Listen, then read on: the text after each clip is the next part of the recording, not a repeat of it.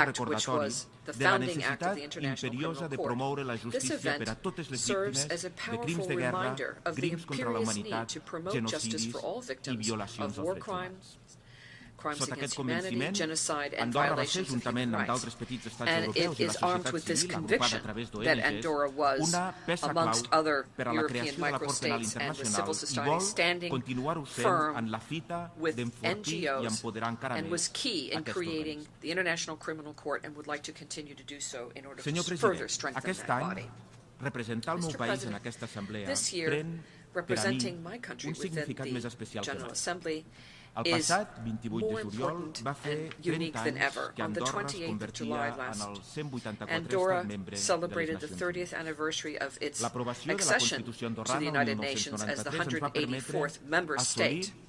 The adoption of the Andorran Constitution in 1993 made it possible to obtain international recognition and to make our voice heard beyond our borders and to align ourselves with international law. And if I may, in the context of commemorating that very event, very important event for all citizens of Andorra, I'd like to recall the words of the head of state of our government, Oscar Ribes, that he said from this very rostrum now 3 decades ago about the way a small country can contribute to improving this world. And he said, we are a small state, but we are aware of the value of what is authentic. And in a world that is out of dimension and proportion, the small size can mean something in terms of contributing balance and coexistence.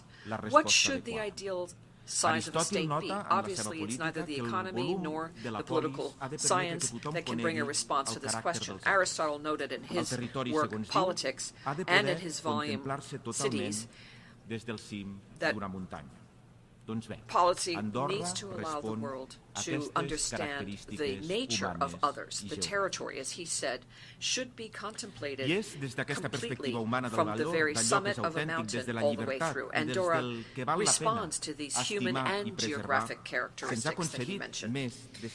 And it is from this human perspective of value of what is authentic, of freedom, that it's worthwhile being preserved and benefiting these 750 years of our history being recognized, and it is in that context that we can contribute our knowledge and our commitment to meet the common challenges of our world in the context of multilateralism. Ladies and gentlemen, in the schools and spaces reserved for the children of the Principality of Andorra, there are posters that recall the 17 objectives of Sustainable Development Goals of the 2030 Agenda. And they are in view of all adults, the metaphor of our society, an appeal to children and adults, a reminder that the time is passing and the future is in our hands. It's a last warning of our responsibility and credibility vis-a-vis accelerating the process to go further, to reformulate current structures and make progress towards creating financial governance, technology, environmental governance based on sustainability, cooperation, and equality for our young people in the future. The Agenda 2030 is a roadmap, it's a universal one that leads us to the future of the planet for our more sustainable societies that are more resistant. The commitment of Andorra in accomplishing these goals is firm, as seen in the presentation of our voluntary reports in follow-up of the SDGs. And this is why Andorra adopted a national strategic plan for implementing the 2030 Agenda, whereby our government's involvement was demonstrated from institutions all the way to Andorran society as a whole in order to work towards the sustainable development of our planet, because that is the only way to achieve our goals and leave no one behind, to construct more fair societies. And from that point of view, we recognize and applaud the work, the untiring work of the Secretary General, Mr. Guterres, and the Presidency of the General Assembly to unite our efforts, because we all have a window of opportunity here to ensure a viable future that's sustainable for everyone. And specifically and concretely, the organization these recent days of the SDG Summit, whereby Andorra participated actively. To achieve these goals, education is necessary as a tool, it's the basis of progress, and it's an accelerator for societies and a fundamental element of personal growth, collective growth, and a guarantee of equality of opportunity, respect, civics, democracy, and the future. Andorra took an active part in the Summit on Transforming Education Summit last year, with the conviction that we can make a contribution by sharing our experience working with UNESCO, UNICEF, and the International Organization of Francophonia in order to implement SDG 4 to guarantee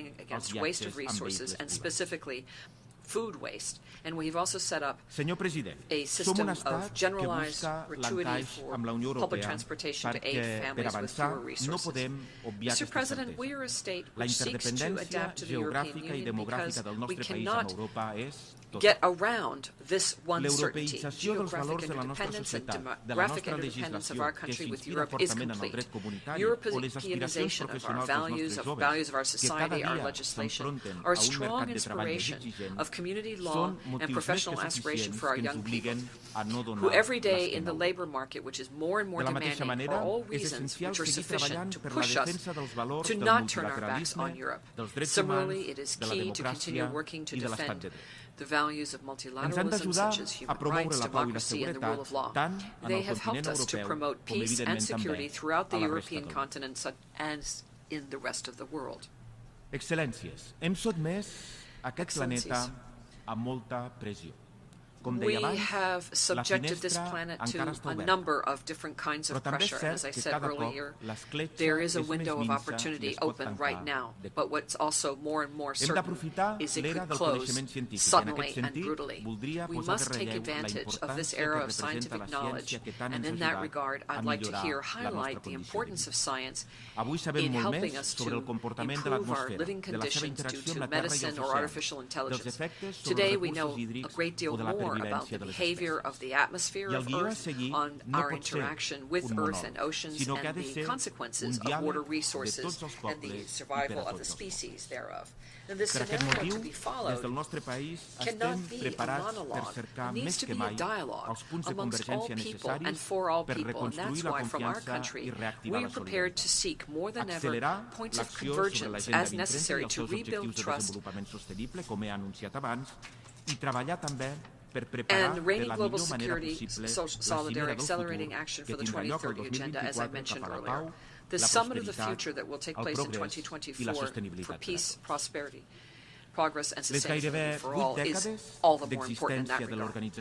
After almost 8 decades of existence, the United Nations allows us to draw a number of lessons in a number of areas in terms of peacekeeping, fighting climate change, are just a couple of examples. And there are other lessons about common denominators here, and that is that the great challenges for humanity require the participation of all countries and all peoples, because the international community only makes progress by becoming aware of its interdependency and the fact that no country is big enough to grapple with these challenges alone.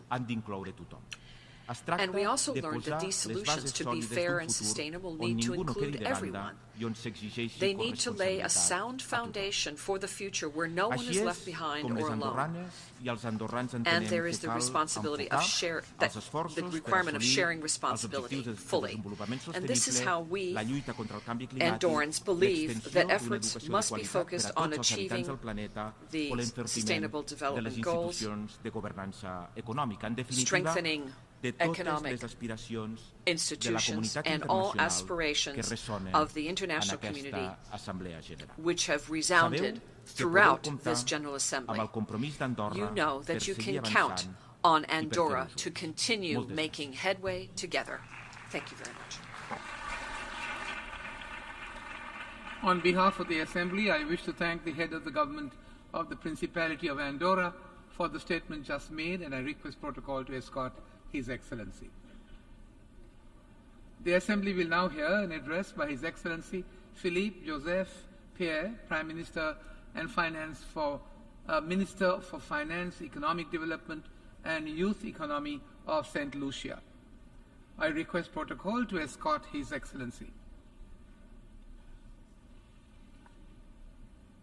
I have great pleasure in welcoming His Excellency Philippe Joseph Pierre, Prime Minister and Minister for Finance, Economic Development and Youth Economy of St. Lucia. I invite him to address the Assembly. Mr. President, distinguished heads of state and government, other distinguished heads of delegations and delegates, let me join in the congratulations to you, Mr. President, on your election as President of this august body. This is the first time that a national of your country, Trinidad and Tobago, has assumed this office, and only the 4th occasion that a representative of a Caribbean community state has been so elected. Let me, therefore, not only wish you success as you preside over our deliberations, but also, Mr. President, let me assure you of the fullest levels of respectful cooperation from St. Lucia as we work together to advance the collective interests of our common civilization. Mr. President, there are many amongst us, the small and marginalized islands of our globe, surrounded by rising seas and scorched by rising temperatures, who are beginning to question this annual parade of flowery speeches and public pretense of brotherhood, otherwise known as the UN Annual General Assembly.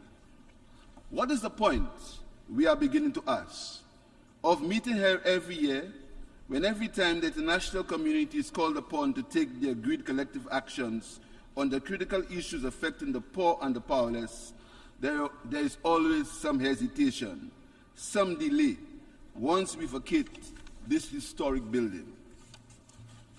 And so, with just 7 years left to the target year of 2030, we are gathered at this 78th session of the General Assembly to discuss accelerating action towards the 2030 agenda because its Sustainable Development Goals, SDGs, are in peril. We have been summoned here to rebuild trust and to reignite global solidarity for the 2023 agenda, when trust and hope are the devalued currency of global dialogue. Despite our greatest efforts to maintain faith and belief in the principles of global engagement, our entire post-independence experience has been one of dashed expectations and institutional frustration. In the 1990s, we watched helplessly as powerful countries utilized the World Trade Organization to dismantle St. Lucia's marketing arrangements for bananas in Europe, forcing hundreds of our farmers into poverty, while these already rich countries provided huge subsidies to their own farmers. When some of our Caribbean countries successfully developed our financial services industries, we were blacklisted and graylisted like lepers and global undesirables. However, the Russia-Ukraine war has now clearly revealed to us which metropolitan capitals are the real tax havens and which are the true pipelines of illicit money. And now today, our citizenship by investment programs, which we have successfully pursued for decades, are being undermined, while the Golden Passport and Golden Visa programs of some OECD countries remain unquestioned, untouched, and unmolested. We nonetheless remain committed to keeping our programs transparent, even whilst we strengthen our due diligence regime.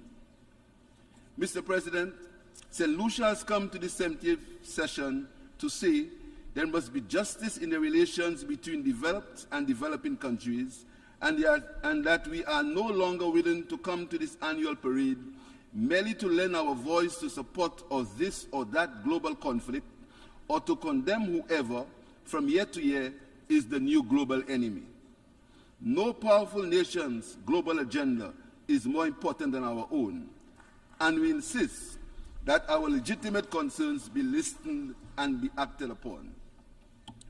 Mr. President, the people of the Caribbean and St. Lucia have been designated by the African Union as part of its sixth region, which comprises people of African origin residing outside the continent.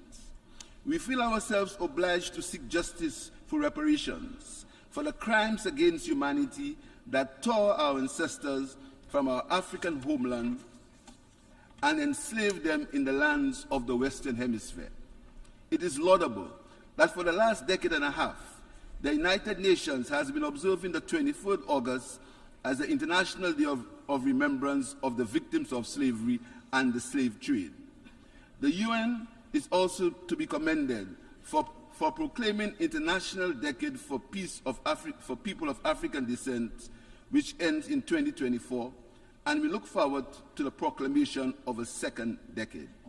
However, the time has now come for the issue of reparations for the transatlantic slave trade and slavery in the Western Hemisphere to become a more central part of the global agenda and work of the United Nations, and not an issue only to be whispered about in the corridors and at the margins.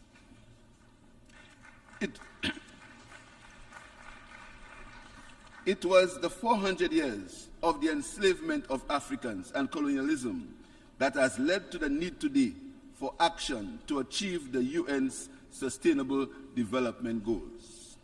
The Secretary General of the United Nations made this unambiguously clear in his message this year to mark the International Day of Remembrance of Slavery and the Slave Trade.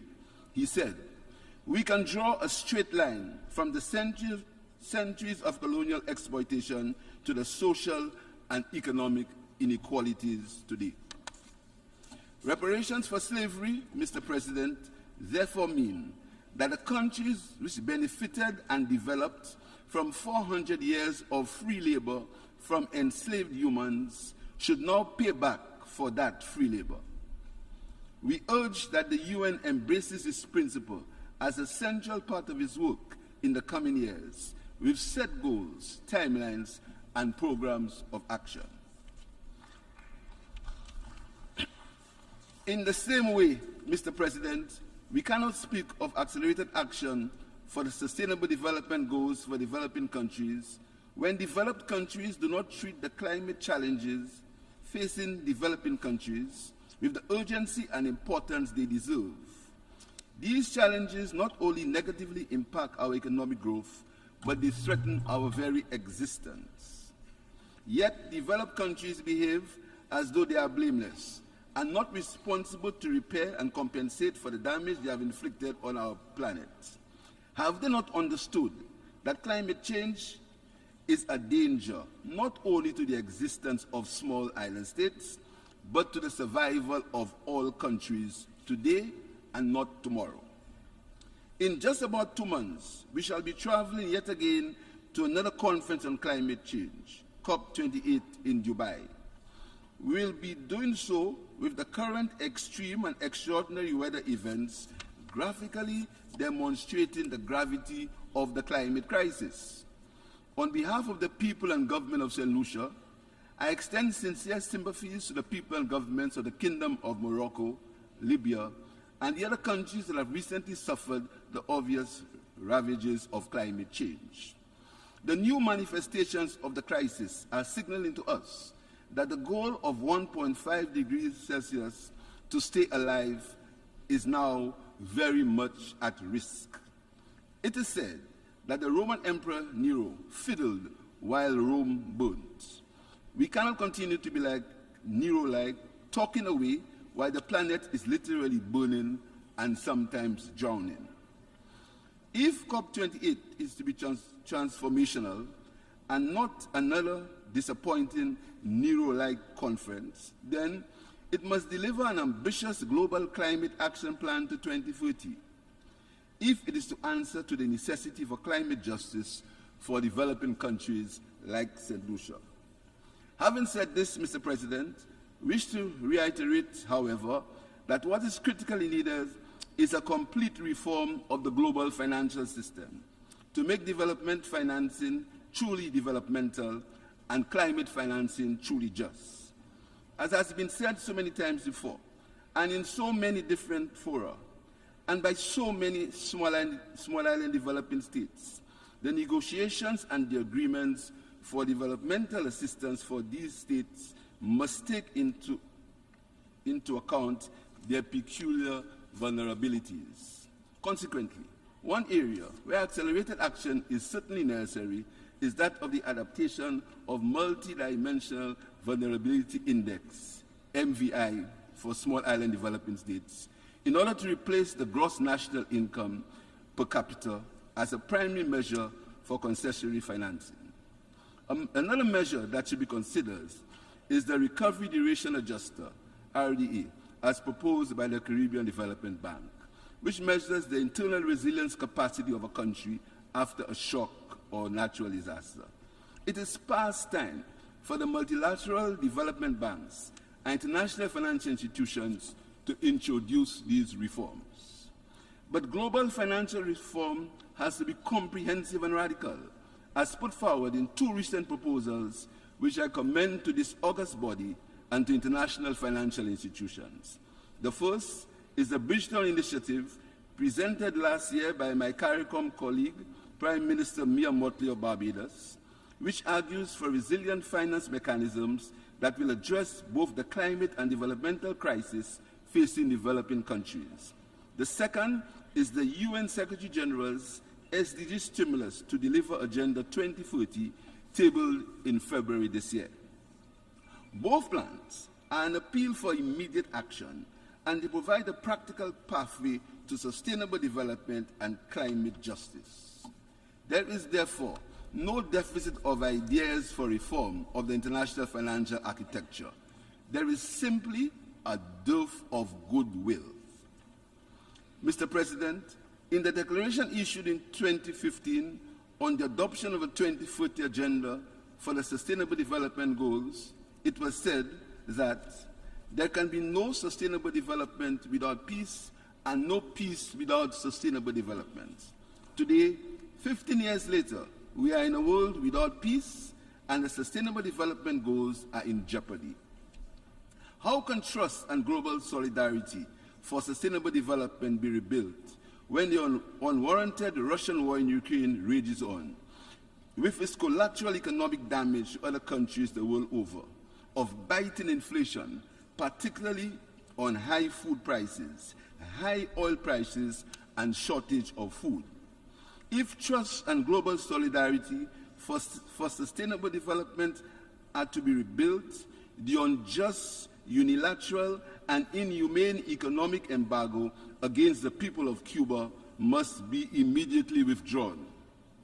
The unmerited and cruel sanctions against the government and people of Venezuela should cease. The Palestinian people should have their own state alongside Israel, in accordance with relevant United Nations resolutions. The people of the Republic of China on Taiwan should be allowed the continued enjoyment of their right to self-determination and the exercise of their democratic freedoms without threats to their autonomy and with a place in international fora. There must be an end to the conflicts in Africa and a halt to all forms, whether old or new, of neo-colonial exploitation of the continent's resources, so that the African people can fully benefit from the riches of their lands and from the greater unity among African nations. In our Caribbean region, the member states of the CARICOM community, CARICOM, remain gravely concerned over the deteriorating political, social, humanitarian, and security crisis in Haiti, their sister member states. Haiti needs the urgent and dependable support of the international community. The response to date has been underwhelming. UN efforts of a few months ago to raise $780 million for humanitarian purposes have received low pledges. The need for robust security assistance to counter the murderous armed gangs is clear. Yet the decision to enable this is meandering slowly through the Security Council. The Caribbean community hopes that the establishment of the multinational force will be given full endorsement by the United Nations Security Council as a demonstration of the commitment of the international community to support the restoration of law and order and improve the humanitarian conditions of the people of Haiti. CARICOM welcomes the government of Kenya's willingness to lead such a multinational force. Member states of the Caribbean community will contribute personnel as well. The community will also continue its good efforts through its eminent persons group to assist the Haitian stakeholders find a solution to the political crisis, a critical necessity to pave the way towards an improved future for the people of Haiti. I urge the various Haitian stakeholders to cooperate with CARICOM to find a political compromise for the sake of the Haitian people and in honor of their heroic and fabled ancestors whom they revere so much for daring to break the chains of slavery 200 years ago and bring freedom to the black people of the Caribbean. Mr. President, the immorality of the suffering, the destruction and death that these conflicts are bringing to the world are not the only reasons for our appeals to end them. The immorality is only matched by the absurdity of the expenditure on arms that sustain these wars and inhibit peace. This should be of grave concern to all of us. What is of equal concern to states like St. Lucia is the illicit trade in small arms and light weapons, which ran into billions of dollars in 2022. Not only do these arms and light weapons fuel lesser conflicts all over the world, but illegal arms facilitate criminal activities in St. Lucia and other CARICOM member states. Illegal firearms were responsible for 70% of the homicides in the Caribbean community in 2022. And in St. Lucia, the majority of homicides are firearms related and involve young people as both as victims and yet, Mr. President, neither St. Lucia nor its fellow CARICOM member states manufacture small arms, light weapons and ammunition. Their sources are our continental neighbors to the north and south of the Caribbean. St. Lucia therefore continues to strongly support the international instruments aimed at preventing and curbing the illicit trafficking in small arms and light weapons. Mr. President, I welcome the announcement by the United States administration earlier this year to provide technical assistance to support and to combat illegal weapons smuggling into the Caribbean and in solving gun-related cases. Let us be reminded that SDG 16.4 aims at significantly reducing illicit arms flows. There is, however, hope for global solidarity. In June this year, the Intergovernmental Conference on Marine Biodiversity of Areas Beyond National Jurisdiction adopted the historic Marine Diversity Treaty. For St. Lucia, a small island development state, the protection of the oceans is an imperative since the oceans and their resources do not belong to one country but are the heritage of all mankind. St. Lucia signed the treaty this week and we will move towards its ratification in the shortest possible time. Mr. President, I offer my congratulations on the opening of the UN Youth Office. As I said in my address last year, the importance accorded to the youth by the UN is in harmony with my government's policy of giving priority to youth affairs for the creation of a youth economy, in which young people with state assistance can turn their talents, skills, and hobbies into businesses that will provide sustainable self-employment. I'm therefore pleased to report that our youth economy was formally launched in March this year and has been met with enthusiasm and success. To date, about 300 young people in St. Lucia have benefited from funding and training from the government to assist them with starting or supporting their businesses, and the numbers continue to grow. Once again, I invite the international community to engage with us on mutually beneficial relationships and projects to promote the youth economy. Through the youth economy, we are responding to the SDGs, and with my government's policy of putting people first, we are addressing the other SDGs. Mr. President, after the destruction and ruin of the 20th century world wars and the Cold War, one would have thought that the start of the 21st century would have ushered in a new era of global solidarity. It has not. In conclusion, I ask these questions, for which we must all provide urgent responses, as the fate of Agenda 2030 depends on our answers. Is there the political will and commitment to divert financial resources away from destructive activities like wars and other conflicts? Is there the political will to place these financial resources instead into the productive action of responding to the climate crisis? Is there the political will to use these trillions of dollars to end starvation and underdevelopment in the world and provide justice for reparations? Is there the political will to put people first and not weapons first?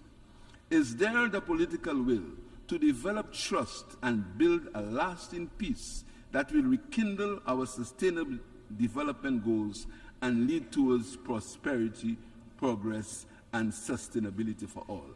For the sake of us all and for future generations, we must find it. Mr. President, to quote St. Lucian-born Nobel laureate, Honorable Derek Walcott, hope is not a thing to be deferred, but a thing to be pursued with all hungry passion of our existence. I thank you.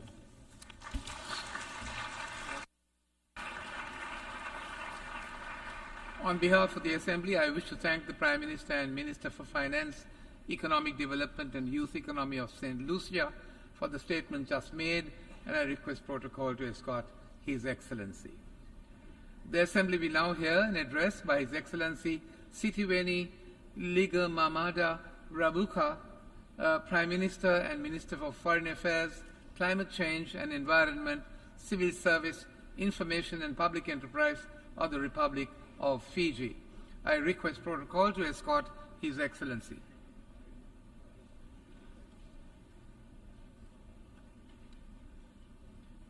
I have great pleasure in welcoming His Excellency Sithiweni Ligamamada Rabuka, Prime Minister and Minister for Foreign Affairs, Climate Change and Environment, Civil Service, Information and Public Enterprise of the Republic of Fiji. I invite him to address the Assembly.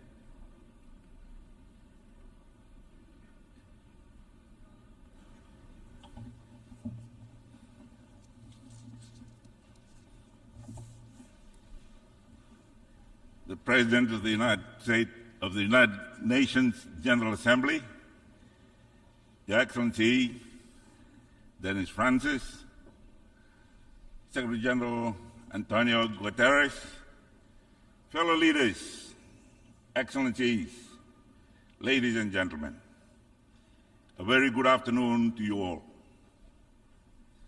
Mr. President, Excellencies, the world that I see today is full of pain, full of mistrust, mysticism, cynicism, and apathy. There are interconnected, complex crises that have been created by our own self-centered ambitions. Growing geopolitical rivalry is contributing to escalating tensions around the world. Rather than leveraging multilateral determination to overcome the poly crises that threaten us. We are now living in an unpredictable world. We must act to survive these interesting times. Our collective effort is necessary to address enormous challenges and reduce the risk associated with the unpredictable environment that we face today, not only as sovereign nations, but as a whole of our humanity. Instead of leveraging global cooperation to manage our shared challenges and associated risks, growing geopolitical rivalry is escalating these tensions. Our blue Pacific is at the center of geopolitical tensions. At the end of World War II, peace finally returned to the Pacific. But today, we are facing renewed geopolitical competition with a similar but very complex buildup. Mr. President, Excellencies, for the Pacific, climate change has been identified as a threat to peace, security, and our very own existence. The reality is that no country is exempt from the impact of climate change, and no nation can address it alone. As we mobilize to address the impacts and associated challenges, we must at the same time come together to share our common wealth. This is the only way we can ensure that no one is left behind. We in the Pacific directly bear the brunt of climate change on our coastlines, our communities, our livelihoods, our security, and indeed our very statehood and identity. In addition, Small island developing states are struggling to respond to global supply shocks with soaring debt levels impacting progress in the implementation of the Sustainable Development Goals. The inequality gap continues to widen. Mr. President, Excellencies, this year marks the midpoint review of the SDGs. Earlier this week, the outcomes of the SDGs summit issued a call to action. That was a rallying call. The targets of the SDGs are now in danger. This demands bold and ambitious and accelerated actions.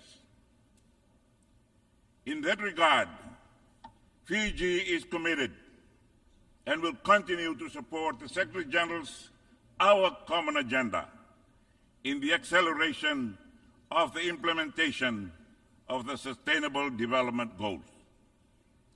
We commend and fully support the initiative by the Secretary General in convening the Summit of the Future next year.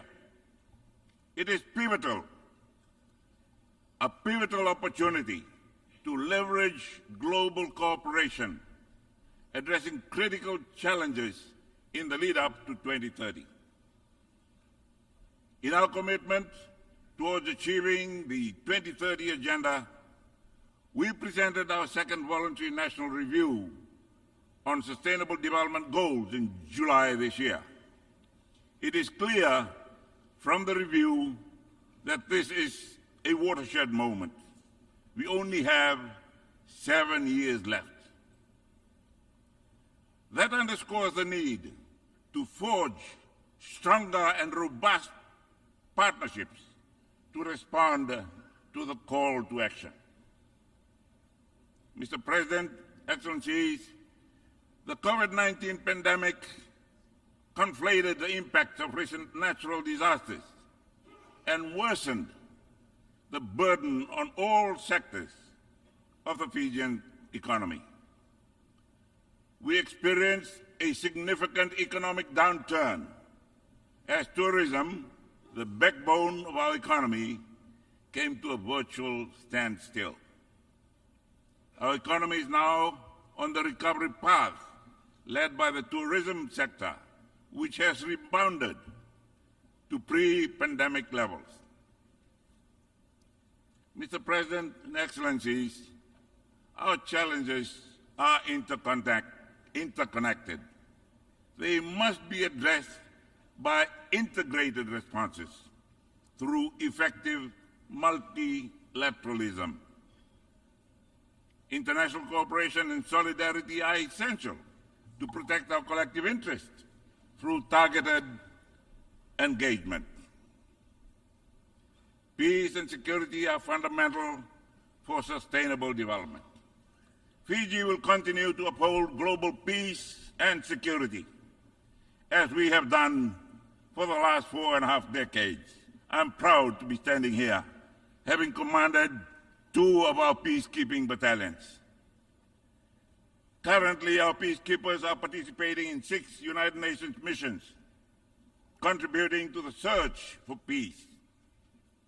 We are committed to the Secretary General's new agenda for peace, which outlines a vision for multilateral efforts based on international law for a world in transition. This new agenda for peace echoes and is consistent with the bold declaration on regional security issued by Pacific Forum leaders, which declared the Pacific to be a region of peace. This concept of peace is the premise for our future. I believe it is time that we must consider the Pacific as a zone of peace. We have had discussions on that concept at the regional level, and I am convinced that this will be the Blue Pacific's contribution to world order, the zone of peace. Mr. President, Excellencies, the Blue Pacific is the world's largest ocean. It is also an important carbon sink. Therefore, it is important for humanity that it must be protected and sustainably managed. The large ocean states of the Pacific are guided by the 2050 strategy for Blue Pacific continent to navigate challenges and leverage collective strength to create a prosperous and sustainable future for our peoples. Mr. President and Excellencies, this year marks the 75th anniversary of the Universal Declaration of Human Rights and my 75th year of life. We are committed to our obligation to implement human rights covenants and conventions emanating from that Universal Declaration. I'm also pleased to confirm that the government that I lead is committed to implementing the United Nations Declaration on the Rights of Indigenous Peoples, UNDRIP, and ILO Convention 169 on the rights of tribal and indigenous peoples. We join the international community to affirm the implementation of indigenous peoples' rights and aspirations. Mr. President, Excellencies, the Climate Ambition Summit earlier this week called for enhanced commitment for climate action.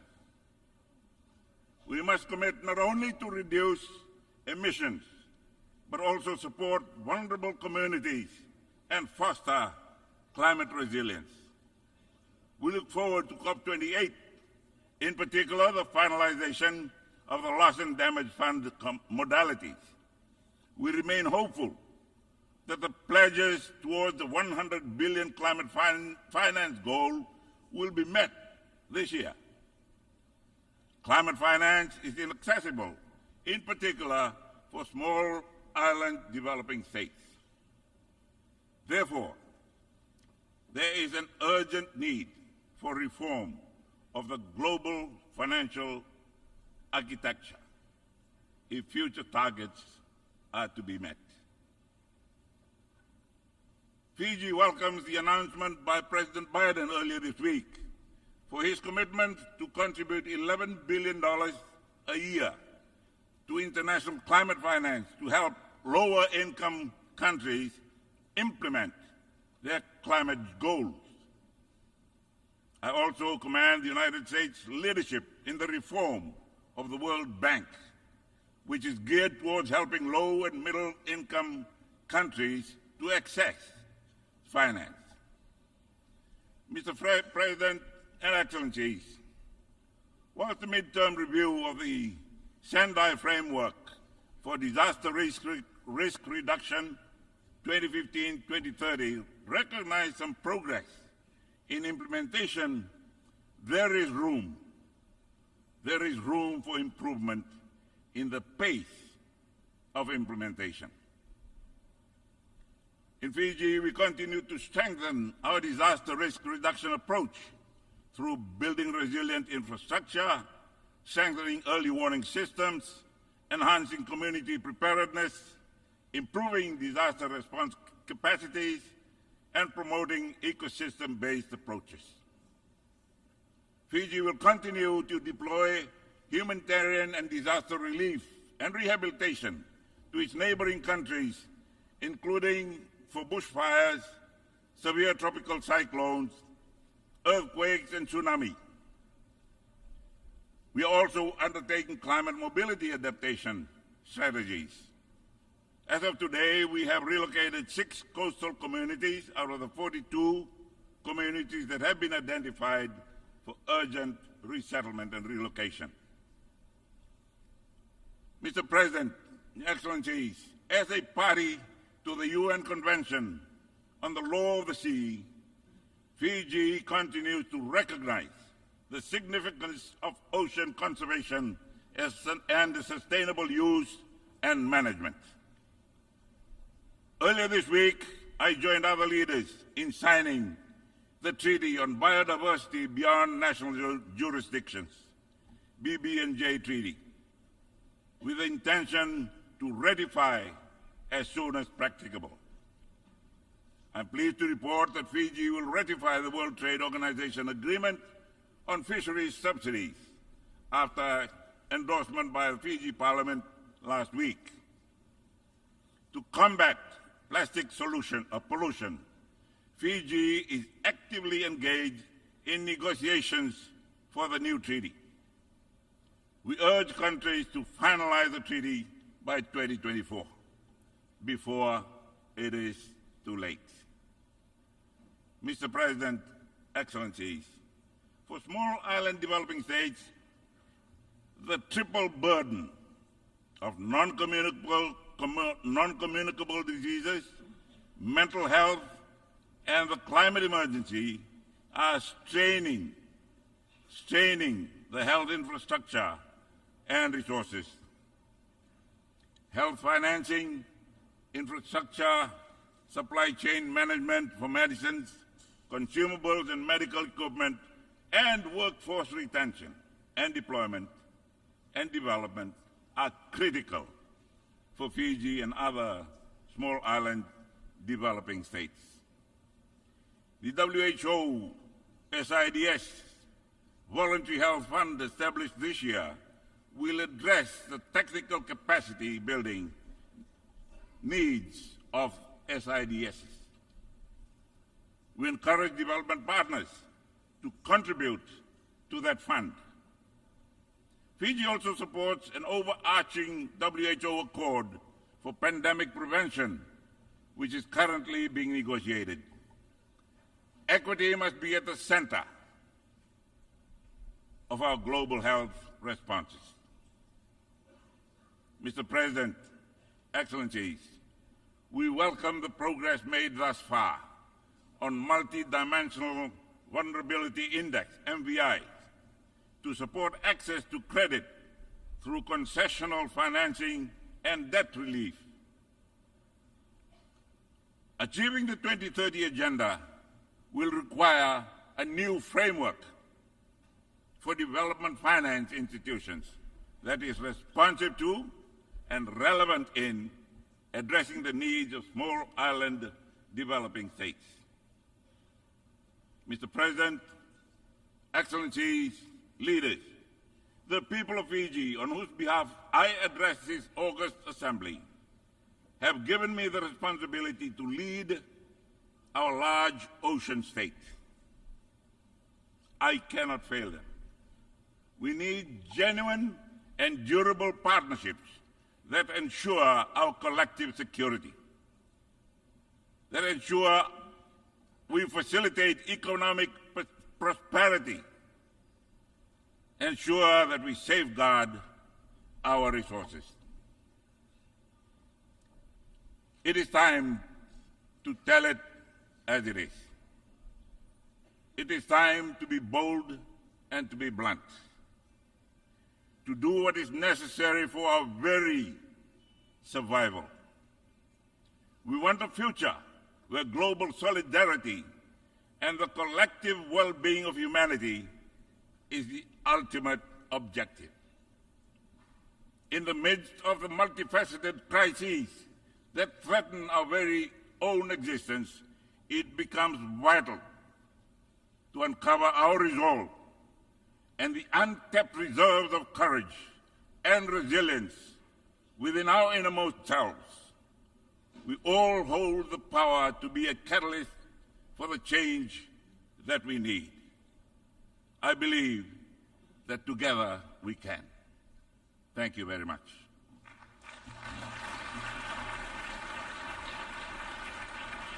On behalf of the Assembly, I wish to thank the Prime Minister and Minister for Foreign Affairs, Climate Change and Environment, Civil Service, Information and Public Enterprise of the Republic of Fiji for the statement just made, and I request protocol to escort His Excellency. We will now hear, the Assembly will now hear an address by His Excellency Xavier Bettel, Prime Minister, Minister of State, Minister for Communications and Media, and Minister for Religious Affairs of the Grand Duchy of Luxembourg. I request protocol to escort His Excellency. I have great pleasure in welcoming His Excellency Xavier Bettel, Prime Minister, Minister of State, Minister for Communications and Media, and the Minister for Religious Affairs of the Grand Duchy of Luxembourg. I invite him to address the Assembly. Thank you, Mr. Vice President. Thank you for the people and the friends still in the room to be able to listen to my speech. La session, Monsieur le Vice-président, est notre débat sous le thème rétablir la confiance et raviver la solidarité mondiale. À juste titre, nous appelez à accélérer l'action menée pour réaliser le programme de 2020 et ses objectifs de développement durable en faveur de la paix, de la prospérité, du progrès et de la durabilité pour tout le monde. Vous appelez à rebâtir la paix, la sécurité internationale, à faire preuve de leadership dans la lutte contre le changement climatique et à soutenir les efforts visant à promouvoir et garantir la pleine jouissance des droits humains aussi pour tous. Vos priorités sont aussi nos priorités, nous pourrons les signer de demain. Pour répondre aux menaces globales de la guerre d'agression menée par la Russie contre l'Ukraine, au dérèglement climatique, de la pauvreté aux pandémies, nous devons agir. Nous ne pouvons rester sans rien faire. Nous devons agir ensemble et en tant que nation véritablement unie. Et en fait, ce qui est important un jour au bord de cette tribune, c'est de se poser la question qu'est-ce que ça veut dire d'être unie? Car j'ai l'impression que chacun a sa définition de ce que cela veut dire être uni de nos jours. Et la première chose, ce serait de pouvoir en fait compter l'un sur l'autre. Une nation unie, c'est de savoir qu'il y a des plus grands, des plus petits, et les uns sont là pour soutenir l'autre. Et je viens d'un pays, Monsieur le Vice-président, qui n'est pas le plus grand par sa taille, mais qui a toujours cru que l'union, le fait de vouloir faire quelque chose avec quelqu'un d'autre, le rendait en fait plus grand, le rendait plus fort. Et nous sommes membres fondateurs de cette institution qu'est l'ONU, nous sommes membres fondateurs de l'Union européenne, nous sommes membres fondateurs de l'OTAN et l'OCDE, du Conseil de l'Europe. Et en fait, nous avons toujours cru dans l'ordre international et dans le fait de vouloir mettre les choses ensemble et de construire quelque chose ensemble. Et en tant qu'Européens, nous nous engageons au quotidien aussi pour défendre les principes ancrés dans la Charte des Nations Unies et justement renforcer le multilatéralisme, alors que la plupart des gens pensent que la solution au problème d'aujourd'hui est de construire des murs, de couper les relations. Moi, je fais partie de ceux qui suis convaincus que c'est le fait de vouloir construire des ponts qui est la solution que l'on doit avoir. Alors permettez-moi tout d'abord de parler de l'aide du Luxembourg au développement durable. Nous avons le sommet sur les objectifs des développements durables, ce qu'on appelle les ODD, donc qui s'est tenu justement ici il y a quelques jours, nous a rappelé l'urgence de redoubler d'efforts si nous voulons atteindre justement ces objectifs d'ici 2030. Nous avons vu les effets dévastateurs de la pandémie, du Covid-19, la guerre menée par la Russie. En fait, tout ça entraîne aussi des indicateurs de pauvreté dans beaucoup de pays en développement. Et nous voulons continuer en tant que Luxembourg de continuer cette solidarité aussi avec les autres. Nous consacrons depuis plusieurs années 1% de notre revenu national brut à l'aide publique et au développement. Notre appui se concentre sur les pays les moins avancés et les secteurs sociaux de base. Et je dois vous le dire, Monsieur le Vice-président, et on le voit dans beaucoup de pays européens, qu'un des premiers budgets que l'on coupe quand on arrive au pouvoir, c'est la coopération. Car c'est vrai que ce n'est pas très populaire de dire qu'on va aider quelqu'un à l'autre bout du monde, alors que certains populistes vous diront qu'on a des problèmes chez soi.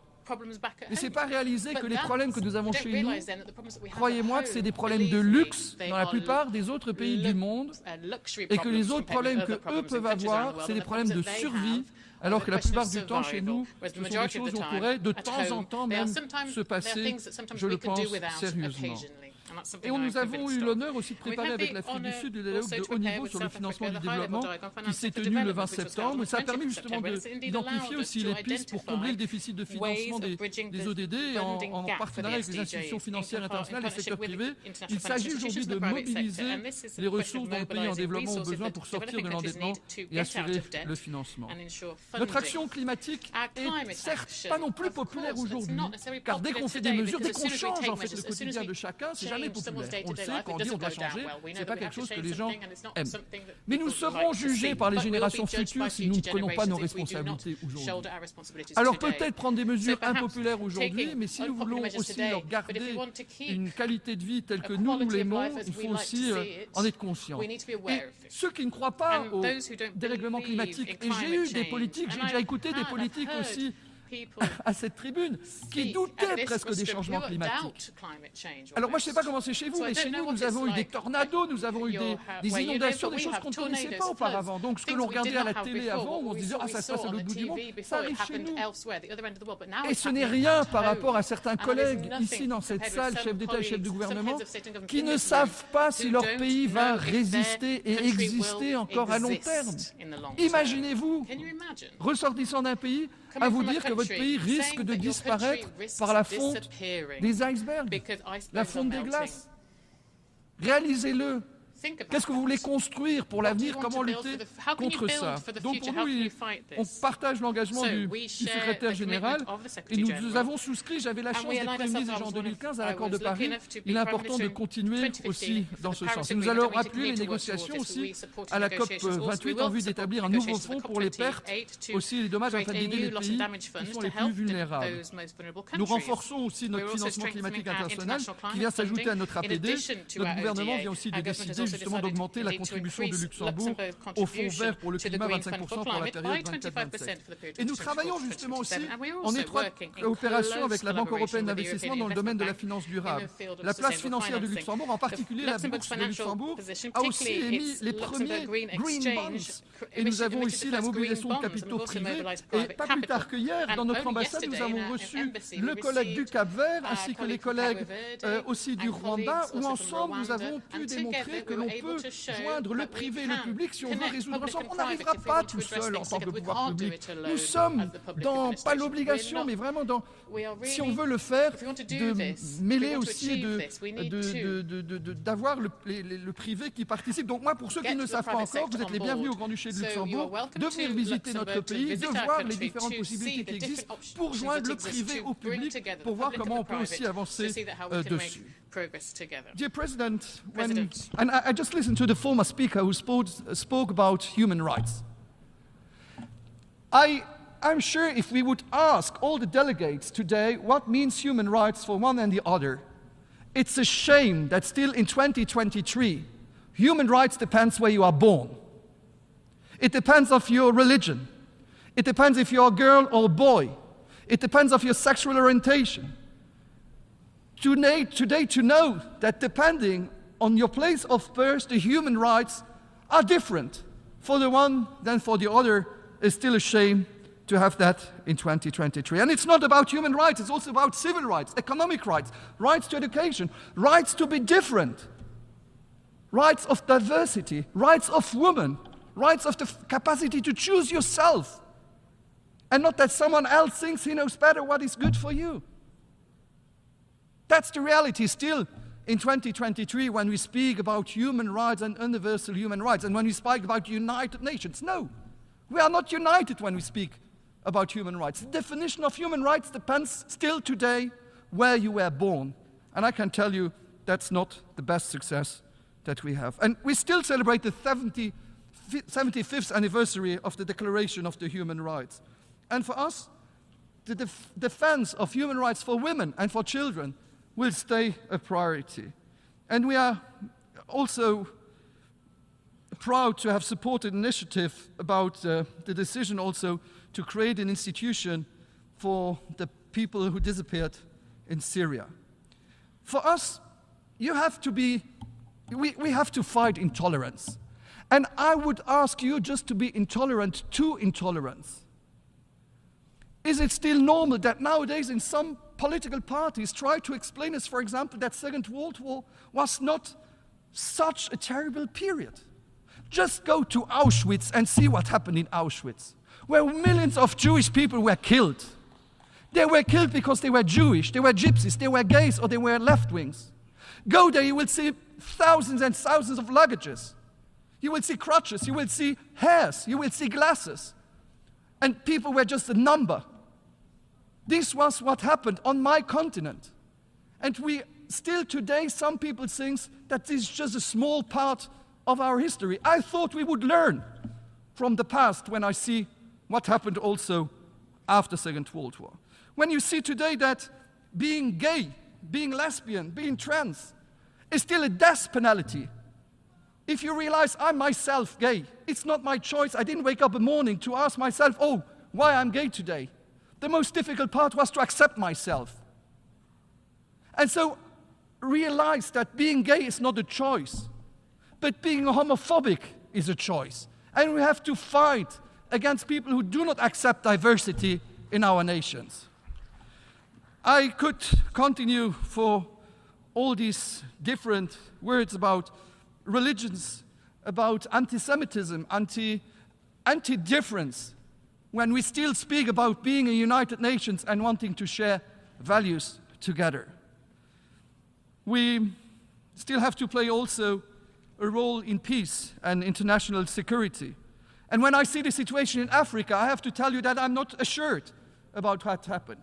I have a special moment to think about my colleague, the President Bazoum. He was one of the stable countries as President of Niger. He's now in custody. I want to tell you that for us it was important to support also the African countries who condemned the coup. It is not the power of the strongest, of the one who has the weapons, who has to win against democrats. We have to continue to fight for this. When I speak about also here, is it normal that the procedures that we have in the United Nations makes it possible that a permanent member can block situations where we have all to agree that there is a problem? And again, last year I did already a message to the Russian delegations. Please listen to us and try to stop this unnecessary war. I belong to the few leaders I had calls with President Zelensky and with President Putin. I got criticized for having done this call, but I don't regret it. If we want to find solutions, we need to speak to the one and to the other. But when I realized that there was no will from Russian side to find the solutions, there was no will to save lives, I gave up.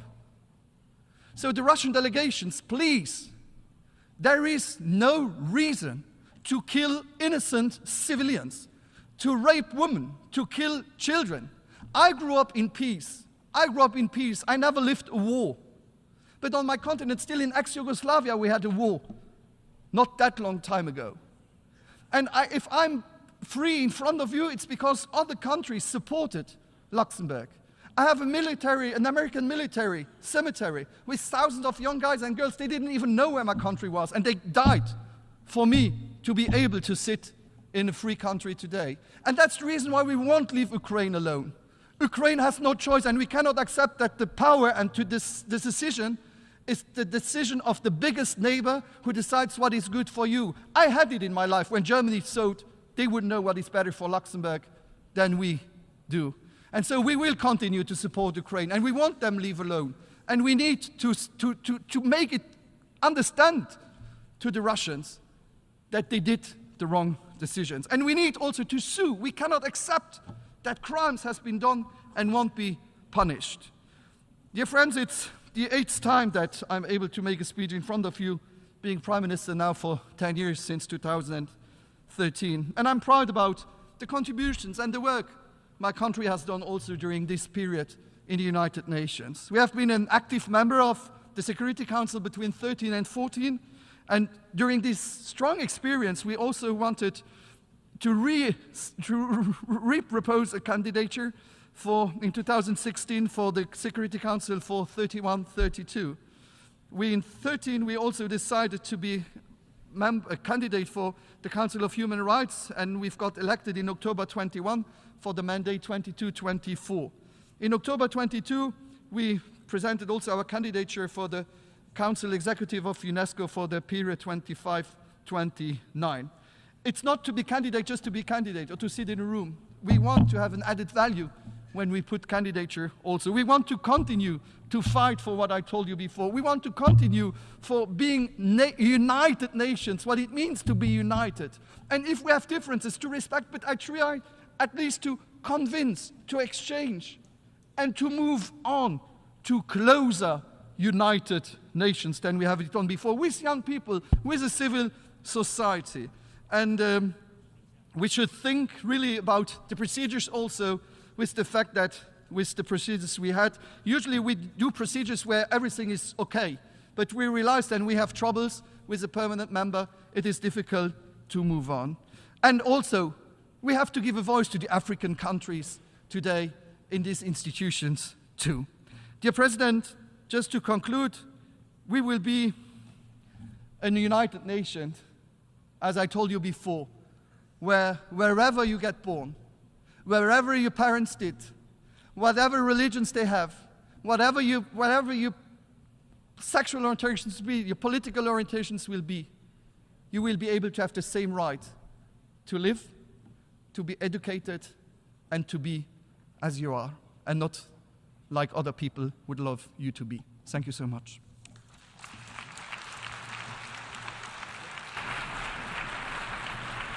On behalf of the Assembly, I wish to thank the Prime Minister, Minister of State, Minister for Communications and Media, and Minister for Religious Affairs of the Grand Duchy of Luxembourg for the statement just made, and I request protocol to escort His Excellency. You will now hear, the Assembly will now hear, an address by Her Excellency Sheikh Hasina, Prime Minister of the Republic of Bangladesh.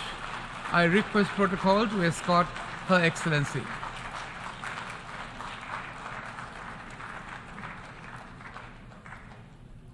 I have great pleasure in welcoming Her Excellency Sheikh Hasina, Prime Minister of the Republic of Bangladesh. I invite her to address the Assembly.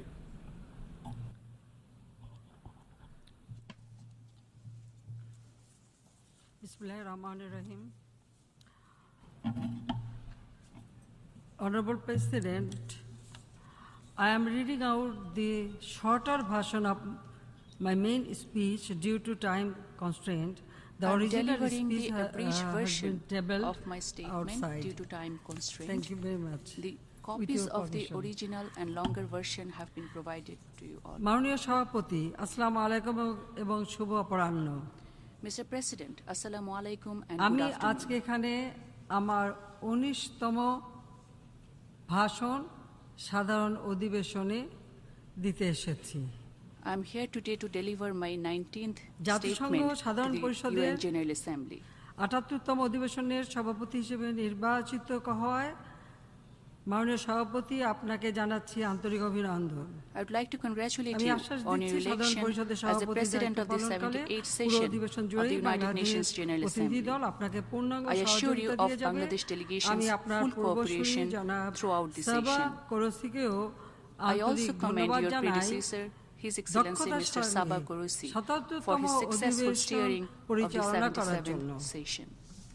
বহুপাক্ষিক কূটনীতিকে জোরদারকরণ, জাতিসংঘের উপর অর্পিত দায়িত্বসমূহ পালন করার জন্য প্রচেষ্টা ও সাহসী বক্তব্য এবং বৈশ্বিক সংকট উত্তরণে সুদূরপ্রসারী ও বাস্তবমুখী পদক্ষেপ গ্রহণের জন্য আমি জাতিসংঘ মহাসচিব জনাব আন্তোনিও গুতেরেসকে আন্তরিক সাধুবাদ জানাচ্ছি। Towards making the UN deliver its mandates and stand up to the challenges of the current world.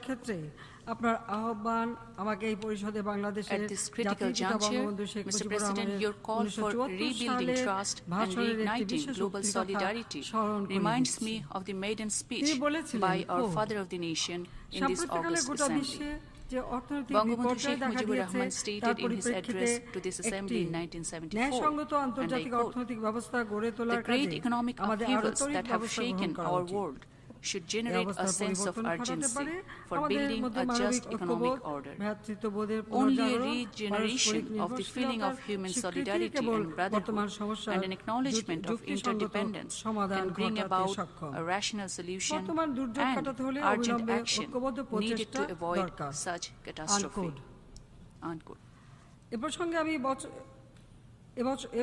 আগামী বছর summit of the future In this connection, আহ্বান করার উদ্যোগে We deeply appreciate the Secretary General's initiative to convene the Summit of the Future next year. We hope that this process will amply complement our efforts to attain the 2030 Agenda for Sustainable Development. Mr. President, since assuming office in 2009, we have transformed Bangladesh from a lower middle-income country to a middle-income country. We have reduced poverty rate from 41.5% in 2006 to 18.7% in 2022, and extreme poverty rate from 25.1% to 5.6%. We have expanded the social safety net coverage to ensure social and financial security for destitute women, widows, the elderly, persons with disabilities, persons of third gender, and other marginalized segments of the society.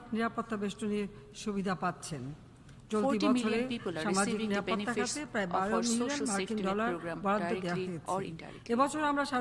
In the current fiscal year, a total of $12 billion have been allocated for the social safety net programs. This year, we have introduced the universal pension scheme through which any citizen aged between 18 to 50 can avail of the old age benefits. Mr. President, we are committed to ensure women empowerment and gender equality within a stipulated time frame. We have given special attention to overall education, including female literacy. We have been providing textbooks free of cost up to secondary level since 2010. Starting from the primary to higher education, about 23 million students are being provided with stipends, scholarships, and one-time grants. More than half of those recipients are female. Mr. President, despite contributing less than 0.47% of global emissions, Bangladesh is one of the most climatically vulnerable countries in the world. The adverse effects of climate change pose serious threats to our security and economic prosperity of our present and future generations. Urgent, bold, and ambitious collective actions are needed to address these threats. We established the Bangladesh Climate Change Trust Fund back in 2009 to finance climate adaptation and allocated $480 million to this fund so far from our own resources. Under Astern project, a landmark initiative of my government for the landless and homeless people, 5 million people from 840,000 families have been provided with houses free of cost.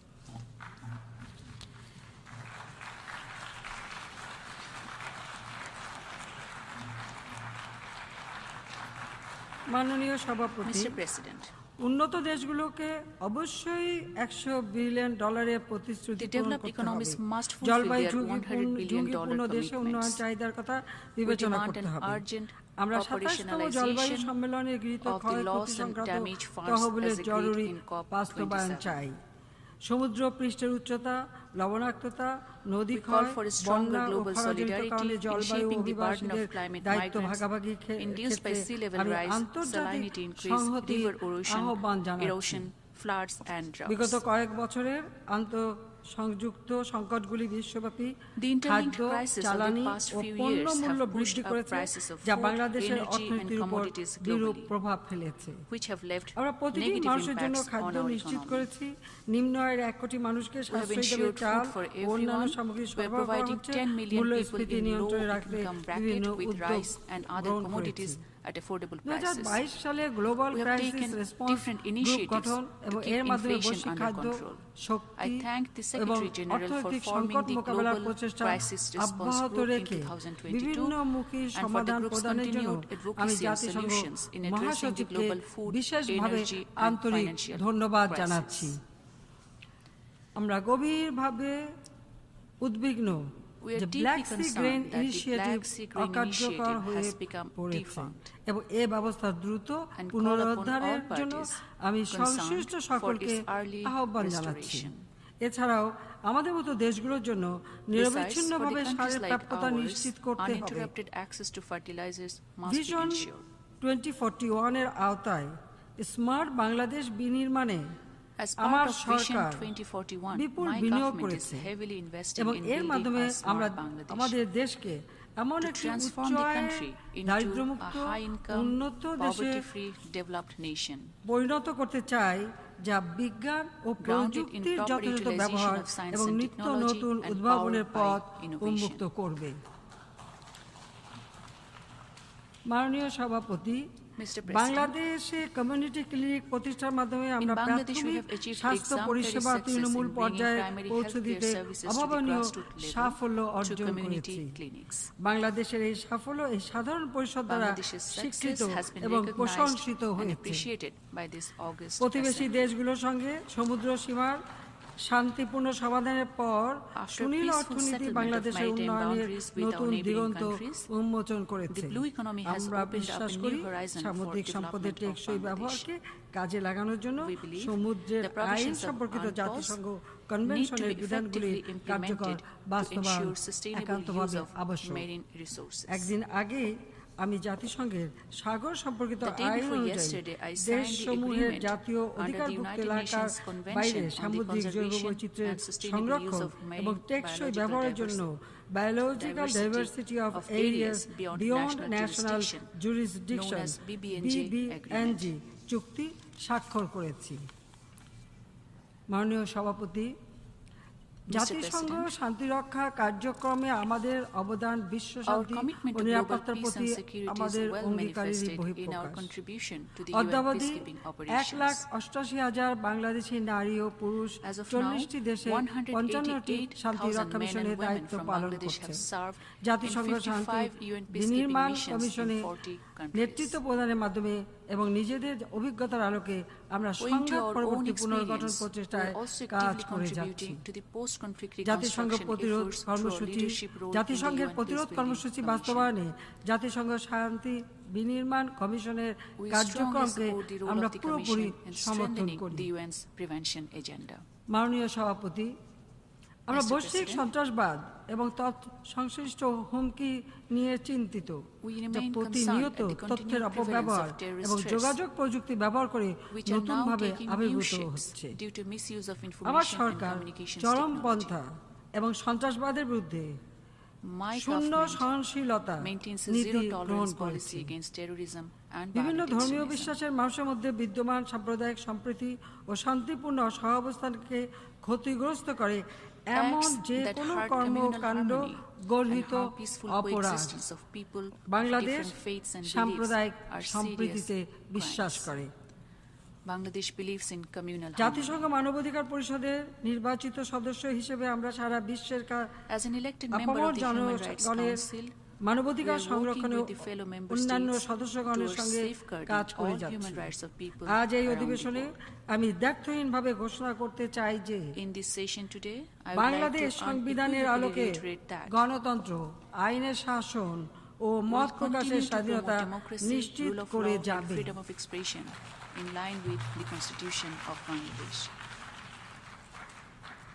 মাননীয় সভাপতি, এবছর ফিলিস্তিনের উপর বিপর্যয় নিয়ে আসা নাকবা এর 75 বছর পূর্ণ হলো। ফিলিস্তিনের জনগণের অধিকার আদায়ের লক্ষ্যে আমাদের প্রচেষ্টা অব্যাহত থাকবে। বাংলাদেশ ফিলিস্তিনের পাশে সবসময় আছে, ভবিষ্যতেও থাকবে। We'll continue our efforts to realize the rights of the people of Palestine. Bangladesh will always stand by Palestine. Myanmar থেকে জোরপূর্বক বাস্তুচ্যুত রোহিঙ্গা জনগোষ্ঠীর বাস্তুচ্যুত হওয়ার 6 বছর পূর্ণ হয়েছে। সম্পূর্ণ মানবিক কারণে আমরা অস্থায়ীভাবে তাদের আশ্রয় দিয়েছি। বাস্তুচ্যুত রোহিঙ্গারা তাদের নিজ দেশ মিয়ানমারে ফিরে যেতে চায়। সেখানে তারা শান্তিপূর্ণ জীবনযাপন করতে আগ্রহী। আসুন আমরা এই নিঃস্ব মানুষদের তাদের নিজের দেশে ফিরে যাওয়া নিশ্চিত করি। মাননীয় সভাপতি, 1975 সালের 15ই আগস্ট আমার পিতা, জাতির পিতা, বাংলাদেশের তৎকালীন রাষ্ট্রপতি বঙ্গবন্ধু শেখ মুজিবুর রহমানকে নির্মমভাবে হত্যা করা হয়। সেই দিন was brutally assassinated. আমার ছোট 3 ভাই, 2 ভ্রাতৃবধূ, চাচা সহ a total of 18 members of my family were killed on that day, including my mother, my 3 younger brothers, 2 sisters-in-law and my parental uncles. এবং আমি বিদেশে ছিলাম। Only my younger sister and myself survived the brutality as we were abroad at that এর আগে 1971 সালে মহান মুক্তিযুদ্ধে আমাদের 30 লক্ষ দেশবাসীকে নির্মমভাবে হত্যা করা হয়। 3 million people of our 2 country lakh were নারী killed নির্মমভাবে during the Great War নির্যাতনের of শিকার Liberation. হয়। 200,000 women were heinously এবং tortured যুদ্ধ ও হত্যার নৃশংসতার প্রত্যক্ষদর্শী হিসেবে as a victim of and witness to brutalities of war and assassination, ও সংঘাতের I can feel the ভয়াবহতার pain কারণে and agony মানুষ that যে people বেদনা ও endure যন্ত্রণা due সহ্য to the করে horrors of তা war, আমি killings, অনুভব coup করতে d'etat পারি। and conflicts. তাই Therefore, আজ আপনাদের সকলের কাছে, today my বিশ্ব নেতাদের কাছে আমার আবেদন, to the leaders of the আসুন world, যুদ্ধ, স্যাংশন, সংঘাতের পথ পরিহার করি let us shun the path of war, এবং আমাদের sanctions and confrontation.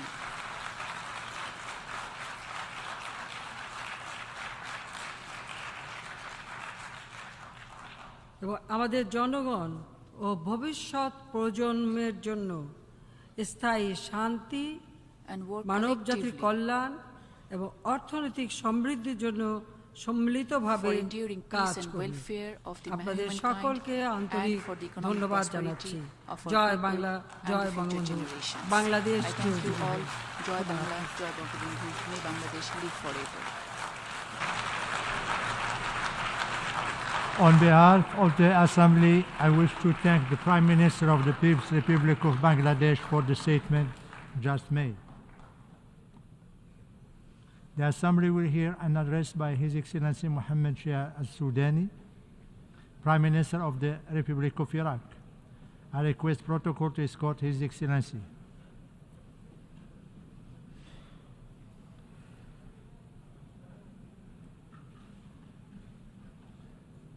I have the great pleasure in welcoming His Excellency Mohammed Shia al-Sudani, Prime Minister of the Republic of Iraq, and I invite him to address the Assembly. بسم الله الرحمن الرحيم. In the name of God, the most gracious, the most السيد رئيس merciful, الجمعية العامة للأمم المتحدة. President of السيد الأمين العام the United للأمم Nations General المتحدة. Assembly, Your Excellency, السيدات السادة the الحضور. Secretary General of the السلام United Nations, عليكم ladies and gentlemen, ورحمة may الله God and وبركاته. peace blessings be upon you all. في البداية First, I أتقدم would like, نيابة عن and on حكومة وشعب behalf جمهورية of the العراق government and people of Iraq, بخالص to التعازي offer والمواساة our sincere والتضامن condolences إلى and المملكة our المغربية solidarity ودولة to the ليبيا Kingdom of Morocco and the State of حكومة Libya, وشعبا government and people, لحدوث كارثة over the الزلزال catastrophe of the الذي ضرب earthquake المغرب in والفيضانات Morocco التي اجتاحت and the ليبيا floods in Libya. ونسأل الله تعالى And we ask الرحمة God Almighty للموتى والشفاء to العاجل grant peace للمصابين. to the families of the deceased السيد الرئيس، and a quick recovery to the أود أن injured. أنقل لكم اليوم Mr. President, تحيات العراق وشعبه I come to الذي you كان today من بين bearing الدول the salutations الخمسين of the التي Iraqi أسست هذه people. المنظمة Iraq العتيدة was among the 50 قبل states that founded this 78 important عاما، organization 78 years ago. وكان وما زال حتى Iraq اليوم has always, يؤمن and to this very بالمبادئ day, العامة believed التي in the أسست general principles عليها that the United ويسهم Nations في was جميع founded upon, برامجها and it contributes to إيمانا all of its منه programs بأنه because لا it سبيل believes أمامنا that سوى our only التآخي path والتعاضد is the الإنساني path of من أجل human الوجود brotherhood and الآمن solidarity المستمر للعالم أجمع. to guarantee the safe الحضور الكريم، existence of the world إن as a إرادة whole. الاتفاق والتفاهم Ladies and gentlemen, the spirit of تغلبت في العراق consensus الجديد has prevailed in the new Iraq, ونجحنا and بتجاوز we أيام have صعبة overcome some difficult لتولد days. حكومتنا الحالية التي We يقف now have خلفها a government ائتلاف that enjoys سياسي a واسع يضم widespread كل political الأطياف coalition والمكونات that العراقية. covers all تبنت aspects هذه and الحكومة shades of the Iraqi برنامجا society. إصلاحيا This شاملا government has وطموحا adopted a لتصحيح comprehensive المسار and ambitious reforms وإعادة programs الثقة to بالنظام correct our السياسي path and to regain trust وتوفير in العيش the الكريم political للمواطن system and to وتأمين offer a dignified مستقبله life to our وبناء عراق citizens and to secure their future and build وعلى a هذا capable and المسار strong Iraq. وضعنا On this path, برنامجا we have يحمل adopted a أولويات program حاسمة with crucial priorities تمثل ملفات لا يمكن that التهاون reflect في تنفيذها issues that must تقع be في implemented صلب without احتياجات delay شعبنا and which relate to وتركزت the basic هذه needs of our الأولويات people.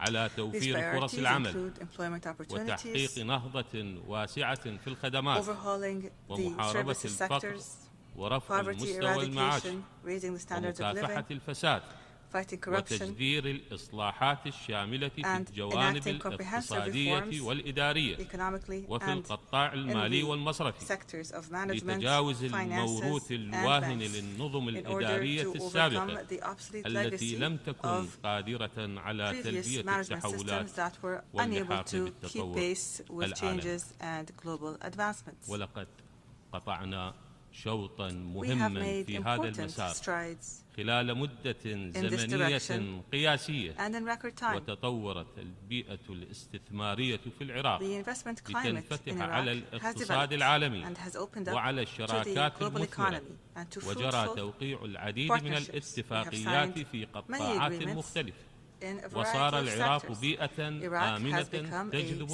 المستثمرين environment that إلى فرص attracts واعدة investors كبيرة to opportunities وما that are زال filled العراق with promise. بلدا نفطيا Iraq مهما continues to be an important ودولة oil state. محورية It is في a سوق pivotal الطاقة state العالمي in the global energy market. ويتوافر على فرص It ومشاريع offers وأعمال opportunities عالية and projects الأهمية and في هذا businesses of المجال extreme importance in this field. وأطلقنا We have مشروع launched طريق التنمية the Road to هذا Development المشروع project. الرائد This pioneering project والأحدث is في one المنطقة of the most modern وهو projects in the القناة region. البرية It is الحيوية a vital الرابطة land corridor بين that أجزاء connects اقتصادية أساسية في essential منطقتنا النامية economic parts in our developing والطريق area.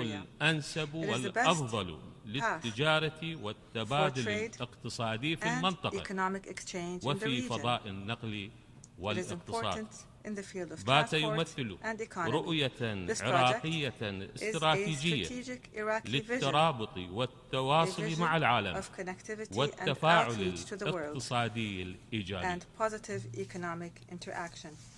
لقد أوردت العديد من المؤسسات الدولية Many international تقارير organizations have تتحدث issued عن reports تفشي الفساد في citing العراق the spread of corruption in Iraq. ونحن شخصنا هذه الآفة We have diagnosed this disease وأطلقنا عليها and we مصطلح have named it جائحة الفساد the corruption pandemic, وجعلنا محاربتها making أولى combating الأولويات it the top of وشرعنا our priorities. بملاحقة المطلوبين We are tracking أينما down وجدوا wanted persons ومهما wherever they were, كانت and مناصبهم regardless of their ranks and وانتماءاتهم affiliations. وتسليمهم We have surrendered them للقضاء to the العراقي judiciary, the Iraqi لغرض judiciary, القضاء على هذه الآفة. so that this ومن disease هنا can be stamped out. نطلب من الدول الصديقة We والشريك ask our أن تمد friends لنا يد and our العون partners في مكافحة to الفساد help us combat بجميع مراحله corruption وتسهيل in all its عملية stages. We متابعته ask them to facilitate والقائمين عليه إذ يجب pursuing علينا those جميعا who أن perpetrate نتكاتف corruption. We must all ونتعاون work في together and محاربة cooperate الفساد in combating corruption. ونسترد We الأموال must المنهوبة منهم return the لأننا money that they have نؤمن stolen بالترابط بين because we الفساد believe والإرهاب that there is a فأحدهما symbiotic يسند relationship الآخر between وهذا corruption ما and نحاربه terrorism, and this is what we جميعا. all want to fight. الحضور الكريم Esteemed delegates, لقد حرصنا على بناء سياسة we خارجية have established مستقلة an independent ومتوازنة and balanced تستهدف foreign التعاون policy that is targeted وترتكز towards على cooperation تقريب and وجهات that is based النظر on bringing والمشتركات views وأن closer يكون together and العراق focusing مصدر on استقرار commonalities. في We محيطه want Iraq الإقليمي to be a والدولي source of stability وجزءا من in its الحل في أي regional and international مشكلة sphere. We want Iraq to be إقليمية part أو of the دولية solution to any ورافعا international or لممكنات regional problem. التفاهم We want والتعاون Iraq to be المتبادل an enabler of understanding مثلما and نتحرى cooperation. نحو شراكات We بناءة seek to تقوم build على مبادئ constructive partnerships الاحترام that are المتبادل based on mutual وتحفيز respect الأطراف and on المشاركة incentivizing all the different والمساعدة parties. في رسم السياسات We aim to التي help in تحقق drawing التنمية policies that would المستدامة establish and لشعوبنا achieve المحبة sustainable development للسلام. for our peace-loving وهنا peoples.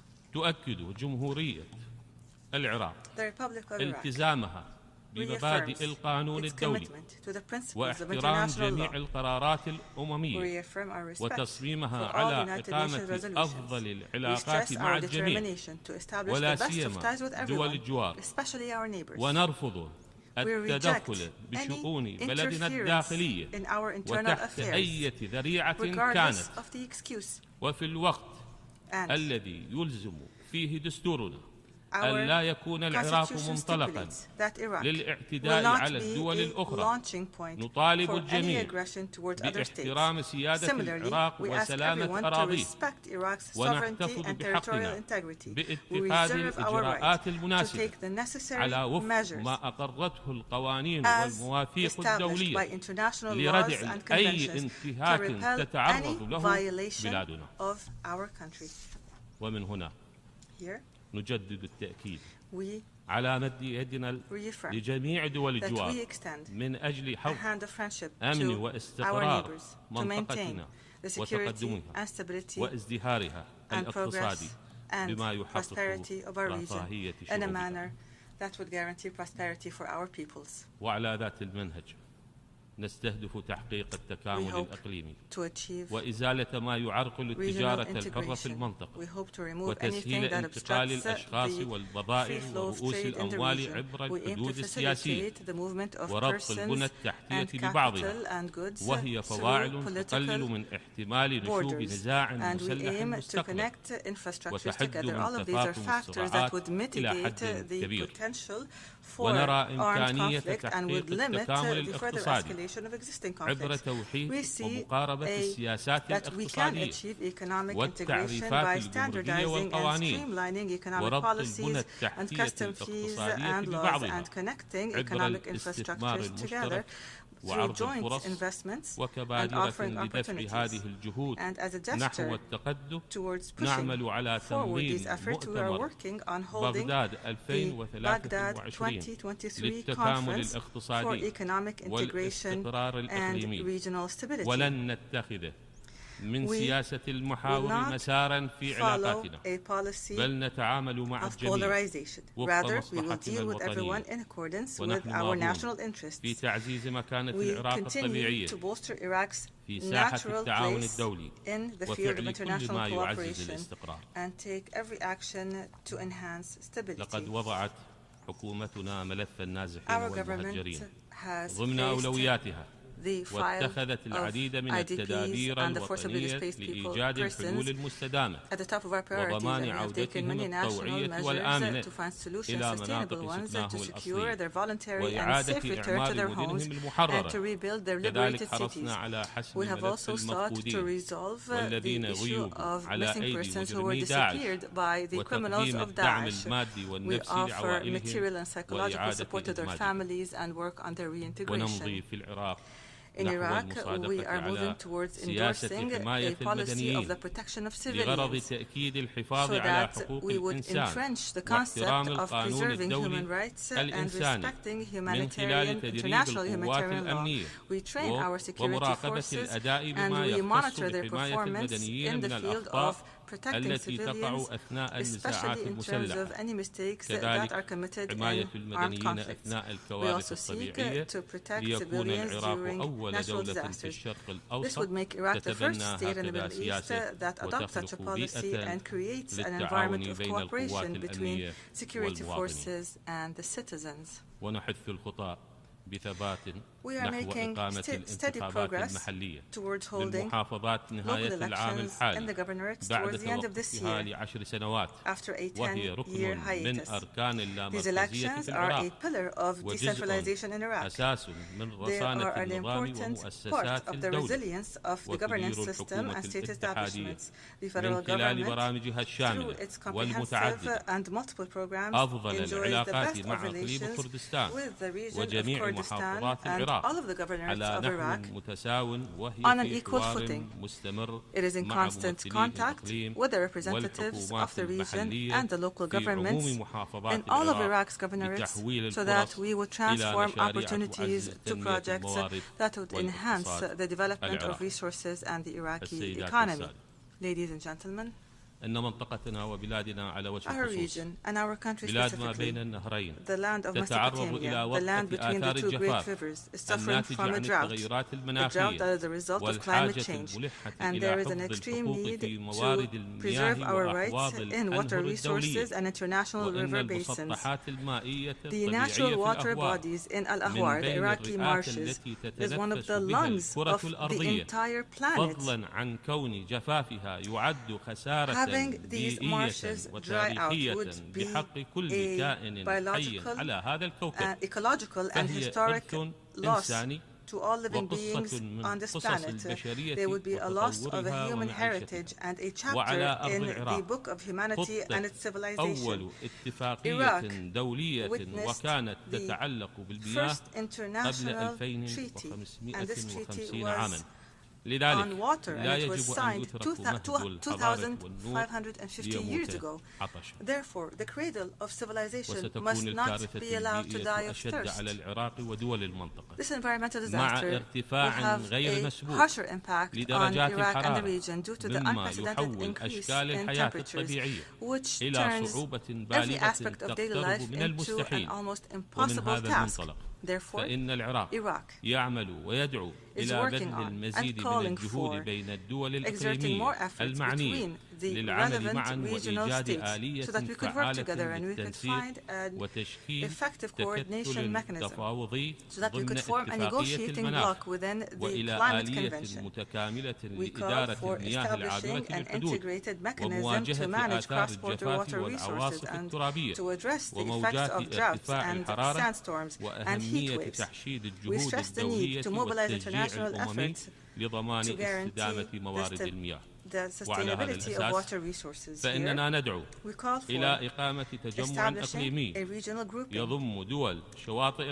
that would be comprised of the coastal states of the Gulf, including Iraq and Iran and the member states of the Gulf Cooperation Council, because these are the states that will be disproportionately subject to the temperature rise. This grouping would be tasked with coordinating regional efforts to manage water resources and address climate change and bolster environmental protection and work together in leading action to confront drought.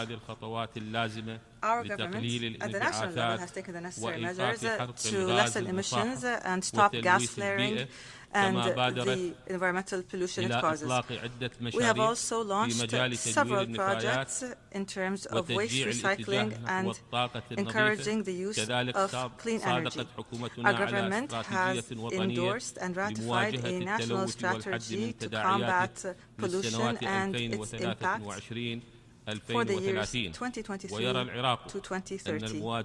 Iraq believes that addressing these challenges requires establishing institutions that are able to deal with economic challenges and, more specifically, climate challenges. على الرغم من تعدد التحديات العابرة للحدود التي تواجهنا مثلما تواجه البشرية جمعاء إلا أننا نسعى إلى تنظيم مواجهتها بفعالية في إطار قدراتنا الوطنية بالتعاون مع الشركاء والأصدقاء. وعلى رأس هذه التحديات تقف المخدرات لتشكل ملفاً يعرقل كل جهود التنمية والاستثمار في الموارد البشرية وتنمية الشباب. لذلك تبنت حكومتنا الاستراتيجية الوطنية لمكافحة المخدرات والمؤثرات العقلية للأعوام 2023-2025 ولا بديل لنا كمجتمع دولي وحكومات في المنطقة إلا أن نكثف الجهود والتنسيق في محاربة المخدرات وكل ما يتعلق بها من نشاطات تسهل وصولها إلى أبنائنا ومجتمعاتنا ولا تخفى عليكم العلاقة بين الإرهاب والمخدرات. السيد الرئيس يصنف العراق is classified and according to population surveys is classified as a youthful state, and that youth, males and females, constitute 60% of the Iraqi population. Therefore, the government of Iraq has given them priority attention in its government program and seeks to support the youth because they are the best investment. The Iraqi government has established many programs and strategies and projects and initiatives to support youth in every aspect. We have launched the initiative called Riyada, translated as Pioneer, for development and employment, and it aims to support students and youth and empower them and develop their creativity so that they would be able to find employment opportunities and create effective economic action. And we aim to develop practical and productive energies so that we could encourage students and youth to keep up with the changes of the labor market and technological advancements, and to invest skills and creativity so that we would allow for innovation and provide thousands of employment opportunities to youth so that they would live in a dignified manner. We have also established a Supreme Youth Council that is chaired by the Prime Minister, the Ministers of Youth and Sports, and the Ministers of Planning and Finances and Labor and Social Affairs and Education and Scientific Research and Culture. And thanks to the sponsorship of the Iraqi government, by the Iraqi government of the youth sector and through its construction of sports centers, Iraqi sports teams and students teams were able to win many accolades and titles in several tournaments and championships. And here we would like to reiterate that our government continues to implement programs to empower women and to grant women their effective right to contribute in every stage of development. Women have been an important partner in all of our victories against terrorism, and women continue to be our partners in overcoming all the difficulties that we are facing. Mr. President, نجدد على مسامع العالم موقفنا الواضح والثابت من الحق الفلسطيني في إقامة الدولة الفلسطينية المستقلة وعاصمتها القدس كما نؤكد دعم العراق لوحدة سوريا أرضا وشعبا وندعو إلى رفع المعاناة عن الشعب السوري وتمكينه في بسط سلطته على كامل الأراضي السورية وفي ظل استمرار التهديد الذي تمثله قدرة المنظمات الإرهابية على تجنيد عناصر تهدد أمننا وتستهدف دولنا، فمن المهم التمييز بين التحريض على العنف ونشر الكراهية والاعتداء على معتقدات الآخرين من جهة وحرية التعبير من جهة أخرى.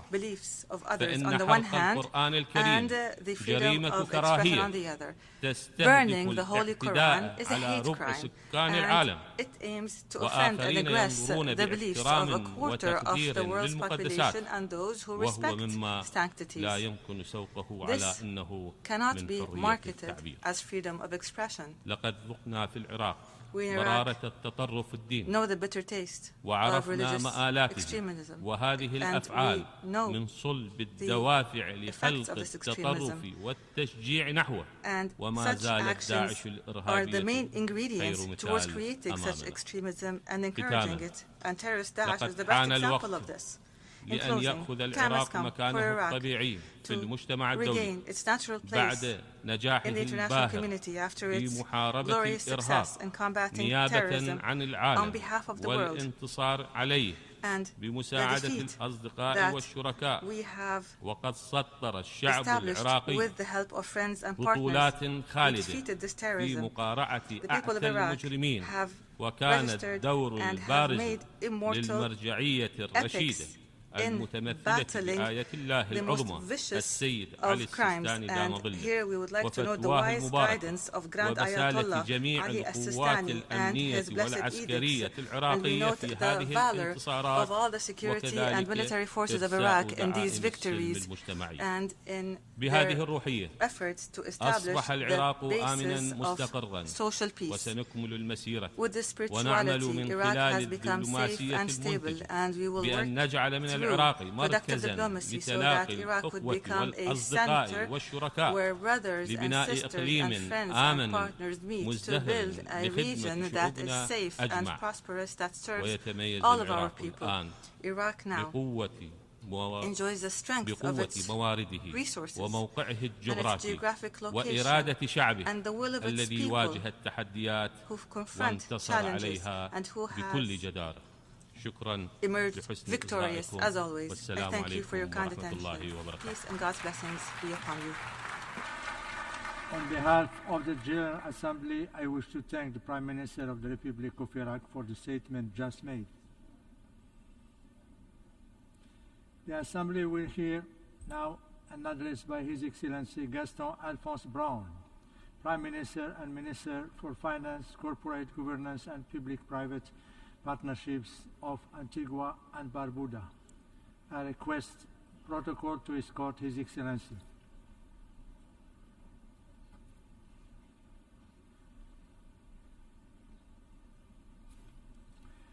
I have great pleasure in welcoming His Excellency Gaston Alphonse Brown, Prime Minister and Minister for Finance, Corporate Governance and Public-Private Partnerships of Antigua and Barbuda, and invite him to address the Assembly. Mr. President, Secretary General, distinguished delegates, Antigua and Barbuda congratulates His Excellency Dennis Francis of Trinidad and Tobago on his election as President of this 78th session of the General Assembly. We are very proud of the contribution that the countries of the CARICOM community are making to advance internationalism in this United Nations organization and other multilateral bodies. In this connection, we regard as a further acknowledgement of CARICOM's capacity the election of Guyana to the Security Council from 2024 to 2026. Of course, Guyana's further service on the Security Council follows 2 years of active participation by yet another CARICOM state, St. Vincent and the Grenadines, the smallest nation in the world to serve on the Security Council. What these accomplishments demonstrate is that size or smallness is not an impediment to making significant contributions to international decision-making. Consequently, we expect that the Alliance of Small Island States, EOSIS, will be given a seat at the table in significant fora, including the G20 meetings, even as an observer. Mr. President, the world is failing developing countries. Those are not my words, but I certainly adopt them. They are the words of the Secretary General, Antonio Guterres, spoken less than a week ago. Developing states, against many odds, have remarkably lifted hundreds of millions from the depths of poverty. They have been active participants in the United Nations, fervently searching for and offering global solutions. Yet, despite these strides, they find themselves ensnared in a myriad of global crises which they had no hand in creating. We are caught in a vortex of skyrocketing prices, overwhelming debts, and the undeniable increasing frequency of climate disasters. The current global frameworks, shaped largely by the more affluent nations, remain largely unresponsive to these crises. A united front can compel the global community to sit up, to listen, and to act. The developing world must build that unity of purpose, not in confrontation, but in collaboration, not in division, but in cooperation. So today, I call on the nations which have been excluded from global decision-making and which have been left behind to bridge the separation of their geographical distance and to join to advance the collective interests. That is why, Mr. President, Antigua and Barbuda has embarked on strategies, building alliances with the willing to counter the threats we face from the impacts of climate change and the failure of the international financial institutions and their policymakers to respond to the urgent needs of our peoples. One of these initiatives, which is currently taking place, was initiated 2 years ago in the margins of COP26 in Glasgow by the Prime Minister of Tuvalu, Kozir Natano, and myself. Frustrated by the lip service being paid by the world's major emitters and the broken promises of every previous COP meeting, we decided that we would seek an advisory opinion from the International Tribunal of the Law of the Sea, ITLAS, and that was concerning the obligation of states to combat pollution linked to climate change and its ensuing marine repercussions, such as ocean temperatures, rising ocean temperatures, sea level rise, and ocean acidification. Joined by other small island states, we co-founded the Commission of Small Island States on Climate Change and International Law, COSIS. COSIS sought and received a favorable agreement by ITLAS to hear our pleadings, which began on September 11th in Hamburg and which will continue until September 25th. Why did we go to ITLAS? We went to ITLAS because it is the guardian of the 1982 UN Convention on the Law of the Sea. It is a natural venue to seek legal clarity on the obligations of states to protect our marine environment. Small island, developing states, SIDS, are primarily maritime states. We depend on the ocean not just for sustenance, but as a crucial part of our heritage and our identity. The ocean is also a vital carbon sink. With increasing ocean and terrestrial temperatures reaching record highs this summer, literally burning the planet and simultaneously causing unprecedented storms, flooding, and droughts, all nations must act now to safeguard the oceans as critical or as a critical component of the Earth's climate system. The countries of COSIS are not seeking to rewrite laws.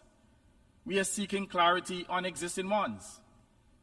SIDS cannot sit idly while our countries sink beneath our feet or are crippled by a burden of debt as we are left abandoned by the international system to rebuild within our own limited means, one disaster after another. However, taking the case to ITLAS is not an initiative just for the survival of SIDS. It is a vital effort for the preservation and prosperity of all nations in our shared world.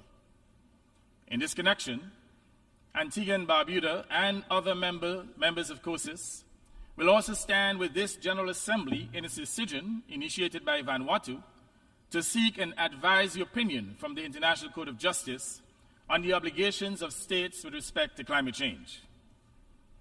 We consider this as a duty of care for the peoples of the world. Mr. President, another bold initiative we have championed revolves around the Multidimensional Vulnerability Index, the MVI, as set out by the General Assembly in 2021. Because it is crucial. SIDS, though not the poorest countries, are extremely vulnerable to climate and other shocks, and they lack resilience due to structural problems of limited human and financial resources, lack of economies of scale, and higher costs due to their isolation from major manufacturing hubs. Therefore, the sole criterion of per capita income denying us access to concessional financing is unfair and unjust. The MVI is not just a tool. It is our gateway to essential financing, to robust national planning, to debt servicing, and possibly our final beacon when seeking insurance and compensation against the rising tides. Mr. President, we intend to continue to advance these contentions in the international financial institutions. Particularly, we will raise this urgent issue at the joint meeting of the IMF and World Bank in Marrakesh next month. We call on all SIDS and all fair-minded countries to join us in advancing the MVI as a vital component in facilitating access to concessional financing. Mr. President, Antigua and Barbuda greatly look forward to hosting the 4th International Conference on Small Island Developing States from May 27th to 30th, 2024, under the theme, Charting the Course Towards Resilient Prosperity. I've highlighted the stark realities faced by SIDS. We are grappling with the impacts of global phenomena, from the lingering effects of COVID to climate change, and the international economic and financial repercussions of Russia's incursion into Ukraine.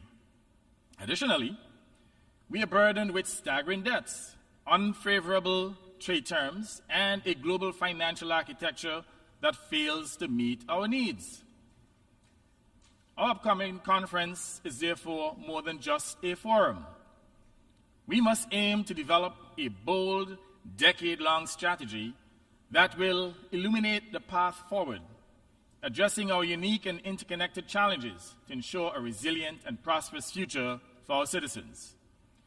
Given these challenges, and in collaboration with the private sector and UN entities, Antigua and Barbuda will establish a center of excellence for SIDS that will enable all SIDS to achieve sustainable, resilient prosperity. The truth is unavoidable. Many major greenhouse gas-emitting countries have not met their commitments. The previously set boundary, a temperature rise of no more than 1.5 degrees Celsius above pre-industrial levels, will be breached on the current trajectory. The risks we face are not just on the horizon. They are here and they are now, requiring an urgent commitment to reduce emissions. Small island states' capacity to adjust and to build resilience cannot keep pace with the fast occurrence of extreme climate events. And I emphasize that we will suffer first, but what we will endure is only the precursor of the fate of every nation. We are all running out of time, and we need to act now to save our planet. Mr. President, the summit meeting of the Conference of the Parties, the COP in Dubai, will be crucial for the future of our planet. Not only does COP28 comes at a time where the world is witnessing climate chaos, but this summit is particularly important because it will include a global stocktake. Countries will assess how far they have come on cutting planet heat and pollution. However, the awful truth is already clear. 8 years after the climate agreement in Paris, global progress has been far from sufficient. The world is currently not in line with the temperature targets outlined in the Paris Agreement. According to the European Union's Climate Change Service, this year's June to August period was not only the warmest since 1940, but it also saw temperatures soaring towards 1.5 degrees Celsius above pre-industrial levels. A red line once deemed sacrosanct will be crossed if urgent action is not taken. Warnings have turned to imminent danger. Therefore, what was already a crucial matter for action at COP28 has now become an imperative for action. And that is the Loss and Damage Fund, for which small island states have been praying, pleading, and literally begging. Not that we should be begging. Now, we must recall that all that happened at COP27 last year is that the world's great polluters agreed only at last minute that such a fund was important. But agreement was not establishment. What we got was the formation of a transitional committee to make recommendations for consideration at COP28. And certainly that was not sufficient. The issue was once again deferred. Now, we must insist at COP28 that the Loss and Damage Fund must be made operational and adequately funded.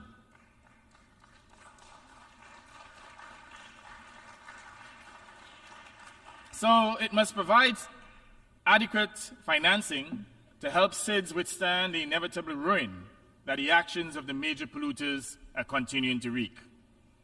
If COP28 fails in this critical mission, it risks undermining global trust, potentially sabotaging cooperative efforts on myriad global challenges. It is my ardent hope that when we gather in Dubai, the shared spirit of responsibility will prevail, such that the dying embers of hope can be reignited by the flame of action. Mr. President, Antigua and Barbuda unequivocally asserts that climate justice and reparatory justice are deeply intertwined. They are inseparable. It is essential for this esteemed assembly to understand that climate justice is not a standalone concern. As I said before, the issues are inseparable. Historically, the nations that thrived on the Industrial Revolution did so on the backs of enslaved and victimized generations from the Caribbean and other corners of the African diaspora. It is unjust that countries that paid the highest human price are now bearing the heaviest climate burden. I say to this august body that that is unjust and must be addressed with urgency. A recent UN report aptly underscores that while legal routes to compensation may be complex, it by no means nullifies the moral and ethical obligations stemming from these historical wrongs. These historical wrongs must be addressed, and we urge the nations complicit in the dark legacy of enslavement to recognize, to reconcile, and to redress soonest. Our shared future must be built on justice, understanding, and cooperation. Mr. President, another pivotal theme of this General Assembly resonates deeply with us. That is, rebuilding trust and reigniting global solidarity, which now stands on shaky ground.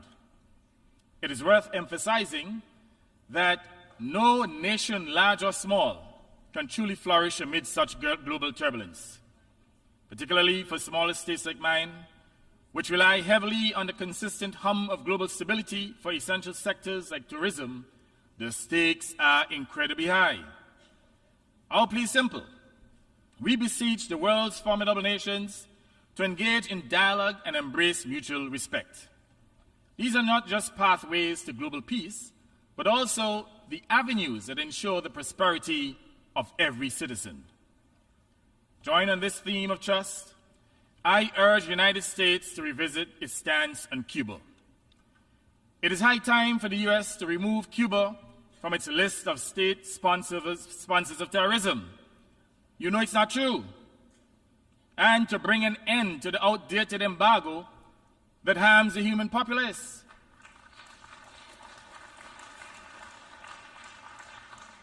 Your policy against Cuba is cruel and wicked and ought to be addressed with urgency.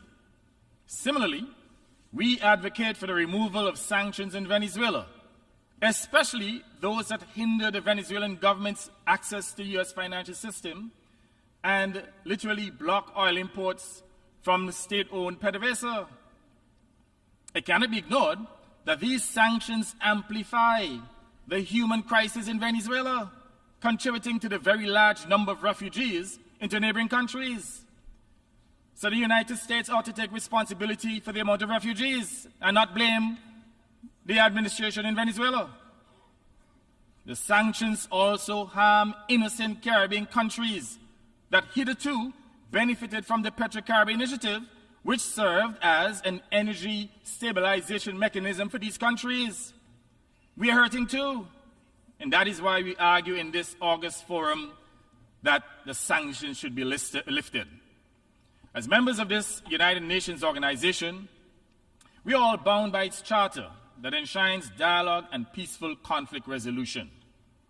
Today, I fervently urge every nation to recommit to these cornerstone principles, ensuring that they are respected, that they are followed, and to be followed as the bedrock of all international relations. Mr. President, I now turn to the crisis in Haiti. The enduring challenges faced by Haiti remain at the forefront of international consciousness. Historically, the scars of Haiti's struggle for freedom from enslavement are juxtaposed with the exploitative economic interests of France in the 18th and 19th centuries and have left deep imprints. The burden of compensation to France for over a century, essentially buying their liberty, has curtailed the developmental prospects of the Haitian people for generations. Subsequent interventions compounded these problems. Internally, episodes of autocratic leadership have further eroded the national fabric. The recent mission by the CARICOM Eminent Persons Group, seeking a resolution to Haiti's political deadlock, voiced deep concerns over the rising dominance of gangs and the ensuing human rights crisis. The immediate imperatives are clear. An urgent, comprehensive, coordinated intervention is required that will concurrently restore governance, security, and the rule of law while resolving the humanitarian crisis. The CARICOM Eminent Persons strongly recommended that a broad-based transitional government is the linchpin for effective governance. It is our aspiration that this proposed representative transitional government materializes to provide the necessary leadership that is required with external assistance to restore order and bring lasting peace and prosperity to the suffering people of Haiti. Antigua and Barbuda stands resolutely in solidarity with the Haitian people. In this regard, I reaffirm my government's pledge to cooperate with all Haitian stakeholders and with the international community in the efforts to reinstate the rule of law, restoring democracy, and assisting with the security and humanitarian relief. The people of Haiti deserve no less. Mr. President, I now turn to the use of illegal guns. The use of illegal guns accounts for a significant percentage of all recorded homicides in the Caribbean. At an average of 15.1 per 100,000, the region has one of the highest homicides in the world, 3 times the world's average. Yet, Mr. President, no country in the Caribbean manufactures a single weapon or a single round of ammunition. Not one. The majority of these weapons originate in the United States, from which they are smuggled or trafficked to bolster organized criminals involved in trafficking illicit narcotics. In any event, the fallout from these illegal guns is their increasing use in Caribbean countries and the clear threat that they pose to our societies and the capacity of our law enforcement to cope. Given that all our countries are bordered by vast expanses of sea, we face further challenges to obtain modern technology, including satellite imagery, radar, and surveillance systems to try to stop the smuggling of weapons. But, Mr. President, while our region is confronting the threats to our security arising from illegal traditional weapons, we're even more alarmed at the potential for autonomous weapons to fall into the hands of organized criminals. Consider drone, meticulously programmed with facial recognition technology set to target an individual. It scans, identifies, and eliminates its target, all while operating undetected. Mr. President, this isn't the plot of a dystopian novel, but a looming reality. Just a month ago, under the theme of a new agenda for peace, the UN Secretary General sounded the alarm bell. He has urged nations to formulate a legally binding instrument by 2026 to prohibit lethal autonomous weapon systems. Antigua and Barbuda fully supports this recommendation, and we will work with other nations to successfully conclude an international treaty that shields our societies and safeguards our nations to ensure our national security from this threat. Mr. President, Antigua and Barbuda is small in size, without military might and financial influence, but our spirit stands tall. We refuse to let our size diminish our voice or lessen our rightful place at the decision-making table. Since our first steps as a sovereign state in 1981, we have championed a world where equity, fairness, and social justice are not mere buzzwords, but lived realities. And yet, with a heavy heart, we note the ever-widening chasm between the affluent and the struggling, between those who hold the reins of power and those who yearn for their rightful share. Year after year, leaders like myself stand at this podium. We speak of financial justice, of climate justice, but our cries, it seems, echo in a vast void. Words abound, but transformative action remains elusive.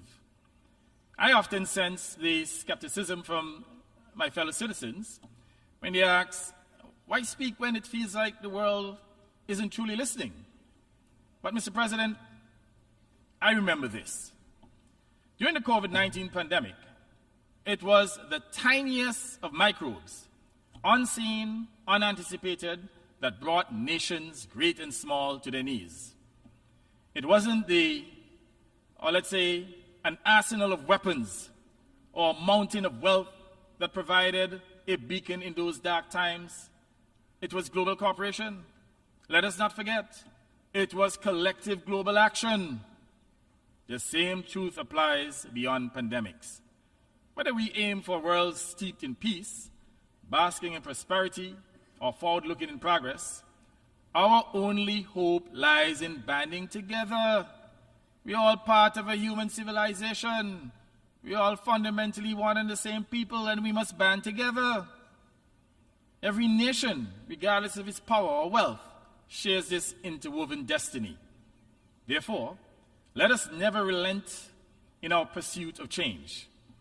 For the sake of humanity, for our shared planet, let us shape a world that is not only better, but also just, prosperous, and inclusive for all. Antigua and Barbuda stands ready, as ever, to play its part. We call on the powerful and the rich to do the same. I thank you, distinguished ladies and gentlemen. I thank, on behalf of the Assembly, the Prime Minister and Minister for Finance, Corporate Governance and Public-Private Partnership of Antigua and Barbuda for the statement just made. The Assembly will hear an address by His Excellency Raymond Ndong Sima, Prime Minister of the Gabonese Republic. I request protocol to escort His Excellency.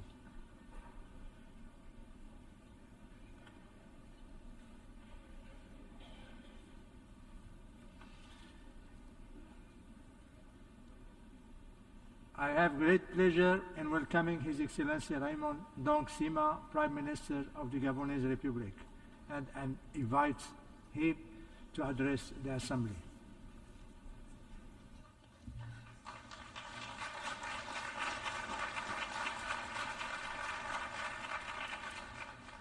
Monsieur le Président de l'Assemblée Générale, Mr. President of the General Assembly, Mr. Secretary General, Messieurs, Excellencies, ladies and gentlemen, Monsieur le Président, Mr. President, je vous adresse mes chaleureuses I'd like to félicitations extend my warm pour congratulations votre élection à to la you présidence de on cette your election 78e session to the ordinaire presidency of this de 78th l'Assemblée ordinary Générale. session of the General Assembly. Je rends hommage à votre I further pay prédécesseur, tribute M. to your Saba predecessor, Kourouzi, Mr. Xaba pour le travail Kourouzi, accompli pendant son for mandat. his work during his Et term. j'exprime la confiance de mon pays And I'd like to express the au confidence secrétaire of my général country Antonio Guterres to the Secretary dans General Antonio l'action Guterres audacieuse et for his multiforme, bold and multiform ainsi que les action importantes réformes qu'il to entreprend implement en reforms vue d'accélérer to la réalisation des achieve objectifs and de accelerate the développement achievement durable of d'une the part Sustainable Development et Goals de on the one promouvoir la hand paix et la and to promote sécurité internationale. international peace and security. Monsieur le Président, Mr. President, je me tiens I stand before this august assembly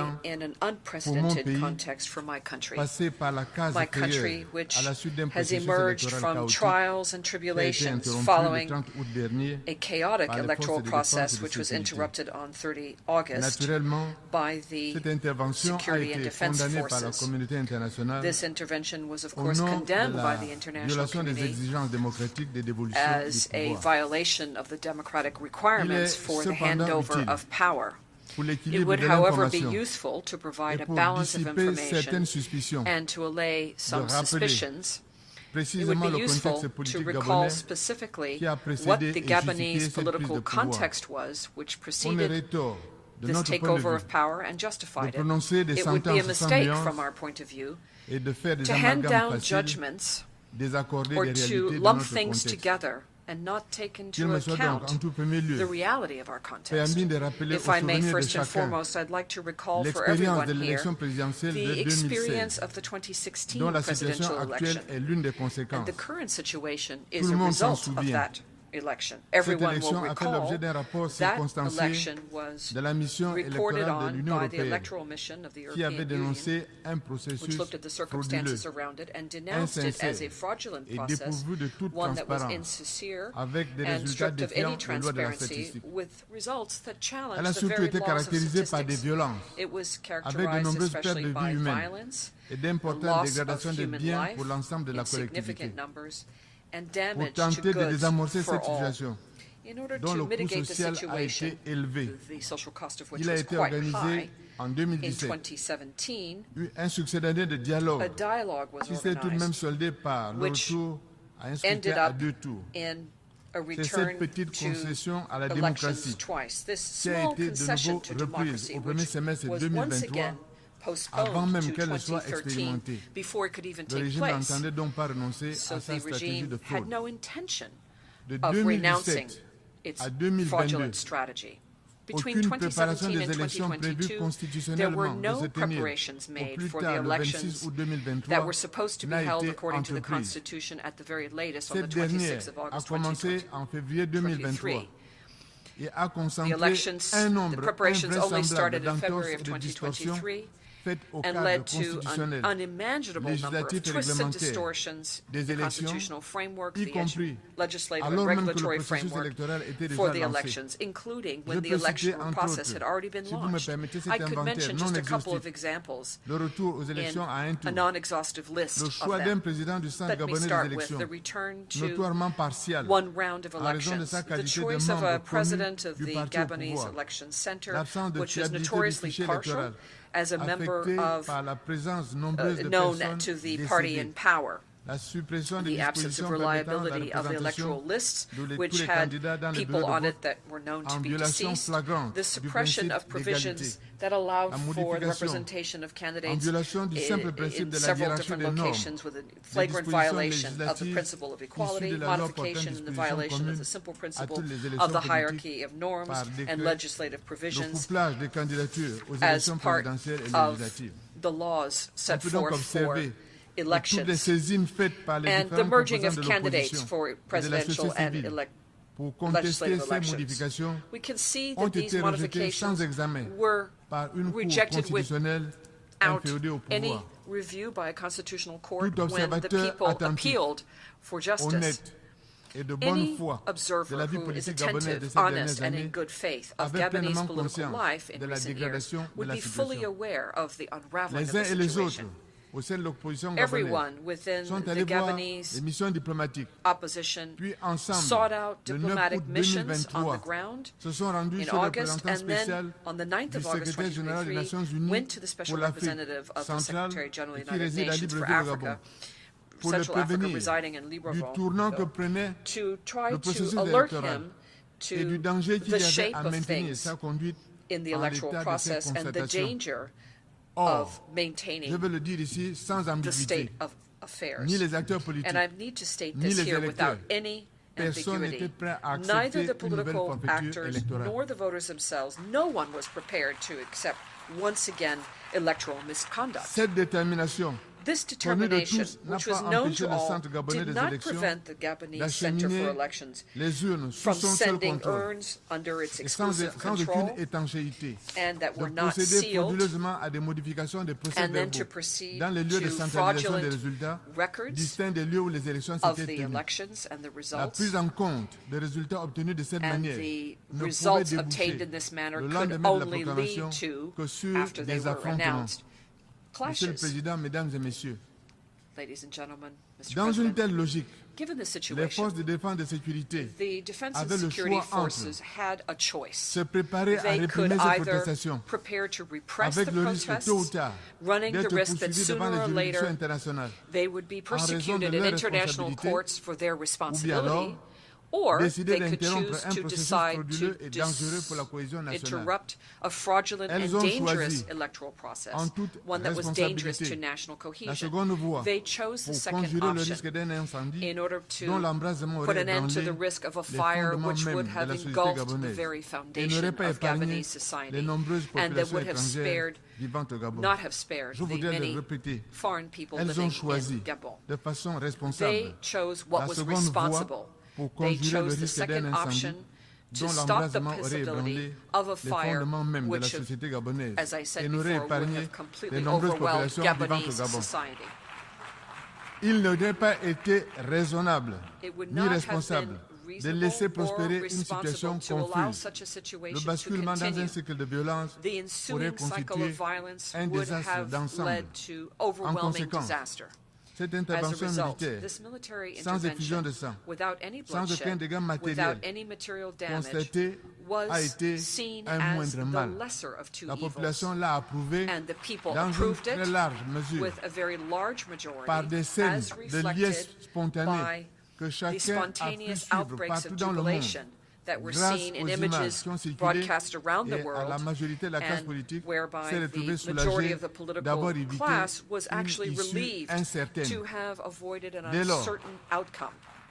Condamner un tel processus, c'est soutenir qu'il aurait mieux valu laisser les affrontements se faire et venir recenser ultérieurement le nombre de victimes, puisque personne dans l'opposition, personne n'était disposé in the opposition. No one was prepared to allow this election to be hijacked once again. Mr. President, ladies and gentlemen, while this intervention was necessary, we could not be satisfied with allowing the status quo to prevail. Without any delay, in an inclusive manner, we need to prepare reform and return to an ordinary institutional process that would allow for the handing over of power through elections. The transition government's roadmap, transition government that I have been leading for the last 2 weeks, is geared to restoring confidence and to making major corrections to the electoral framework and to restore institutions and prepare them for implementing these reforms. The expected deliverables will come following national conferences, adoption of a new constitution that reflects our social contract, and enacting laws that include legislative elections that lead to free, transparent, and credible elections. And that's why already next week we have planned a press conference where I will at that time indicate the timeline for consultations with the political class as a whole and civil society. And I will take that opportunity to outline the program and schedule of the various stages that will lead to new elections. From this point of view, what Gabon needs most is encouragement and accompaniment to accomplish these tasks in a timeline that everyone sees as reasonable. And I take this opportunity then to launch a solemn appeal to all of our bilateral, regional, and multilateral partners to accompany us and support the people's desire for national health with a view to strengthening the rule of law and democracy for shared prosperity. At this turning point in our destiny and in our history, the Gabonese people are united in its support for the Committee for Transition and Restoration of Institutions, and will remember with appreciation the solidarity and the trust of the peoples of Africa and around the world who stand at their side in order to preserve our place in the concert of nations. Monsieur le Président, 78 ans après la création de l'ONU, un cycle sans fin de crise continue d'assombrir l'aspiration et l'horizon de la paix durable entre les nations et au sein des nations. Les multiples crises de solidarité, crise sécuritaire, crise humanitaire, crise sanitaire, crise climatique, crise géopolitique, alimentent les sentiments de défiance à l'égard des institutions et mécanismes internationaux. En effet, de façon patente, le système de sécurité collective et indivisible prôné par la Charte des Nations Unies apparaît comme une fiction dans de nombreuses régions du monde, en proie aux soubresauts de la guerre, notamment en Afrique, où la région du Sahel, la Corne de l'Afrique, la région des Grands Lacs sont devenues de véritables épicentres de l'instabilité.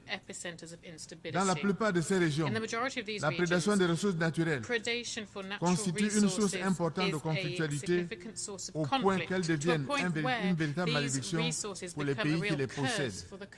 Monsieur le Président, nous nous trouvons aujourd'hui à un point d'inflexion qui exige de chacun des membres de la communauté internationale une réappropriation des objectifs de la Charte des Nations Unies et une réconciliation avec les aspirations des peuples du monde. Il est fondamental de reparamétrer le contrat social entre les nations indépendamment de leur taille ou de leur envergure, en gardant bien à l'esprit que chaque peuple compte. Nous devons surtout recalibrer la projection de notre identité en tant que peuple du monde, en donnant la primauté chaque fois au dialogue sur l'affrontement, à la coopération sur la logique des camps qui s'opposent. Nous devons sans plus attendre procéder à une véritable transformation structurelle de l'architecture de paix et de sécurité de notre organisation, ainsi qu'à l'adaptation de nos mécanismes de promotion de la paix et de sécurité à un contexte global de crise et de conflits en constante mutation.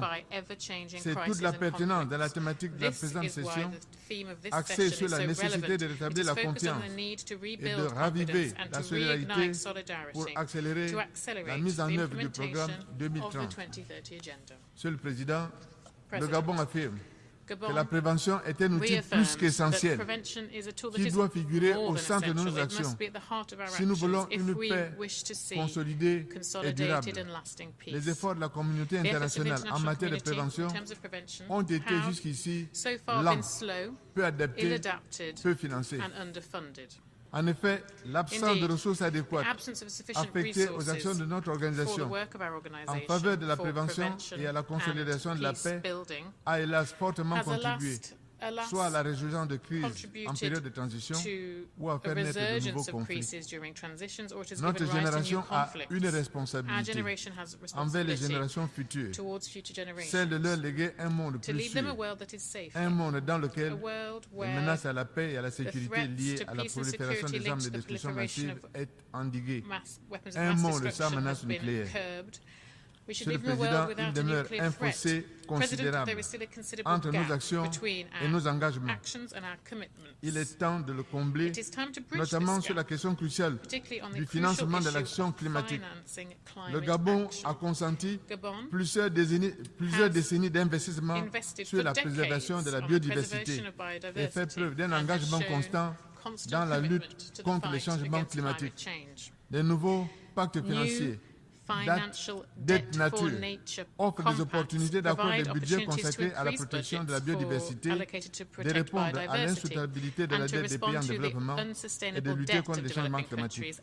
À travers ce nouveau mécanisme de financement, mon pays vient de bénéficier d'une restructuration de 3% de sa dette contre un engagement à investir 163 millions de dollars dans la préservation de nos écosystèmes marins. Nous devons aller plus loin dans cette dynamique. J'invite donc les partenaires financiers internationaux à multiplier les initiatives de conversion de dettes pour faire face au défi du réchauffement climatique, de la perte de la biodiversité et du développement durable. C'est par une approche multilatérale et la réinvention de nos réponses que nous pouvons efficacement relever les défis multiformes qui se posent à l'humanité. Monsieur le Président, le programme de développement durable 2030 constitue notre feuille de route commune pour relever les défis mondiaux. Cependant, à moins de 10 ans de l'échéance, les progrès inégaux et insuffisants, la pauvreté, la faim, les inégalités sociales, les carences en matière de santé et d'éducation, l'absence de financement adéquat en faveur des objectifs de développement mettent fortement en péril la réalisation de cet ambitieux programme. Tout au long de la transition que je conduis, j'envisage de redoubler les efforts de mon pays pour accélérer la mise en œuvre de l'agenda 2030 en renforçant de façon pratique et pragmatique les politiques nationales et en encourageant les partenaires innovants entre secteur public et privé. Par ailleurs, j'entends mettre un accent sur l'action au niveau local par les autorités, la société civile et le secteur privé en impliquant pleinement les citoyens, notamment les jeunes et les femmes. Il est fondamental que la communauté internationale puisse apporter son soutien aux pays en développement. Des financements supplémentaires sont en effet nécessaires, en particulier pour les pays les plus vulnérables. Les différents sommets organisés en marge de cette session, notamment sur le financement du développement, l'ambition climatique, la couverture universelle, sont l'occasion pour la communauté internationale de concrétiser sa volonté d'action commune et d'accélérer la réalisation des ODD. Monsieur le Président, au sein du système des Nations Unies, l'exclusion et la marginalisation sont de redoutables prédatrices de notre vivre ensemble.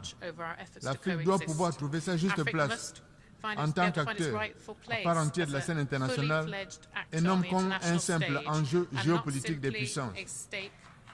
En effet, plus de 78 ans après la création de l'ONU, le monde a complètement changé. Le contexte international a complètement changé. Le paysage géopolitique a complètement changé. La nature des guerres a littéralement été métamorphosée. La technologie a complètement transformé notre vie quotidienne. Mais la structure de nos institutions reste essentiellement inchangée, en particulier en ce qui concerne notre sécurité collective. Pour relever les défis de l'avenir, notre architecture de sécurité devait refléter les réalités actuelles et futures. Nous devons effectuer une mise à jour de nos institutions internationales, de nos mentalités, de nos perceptions d'une paix durable, d'une prospérité partagée et du vivre ensemble.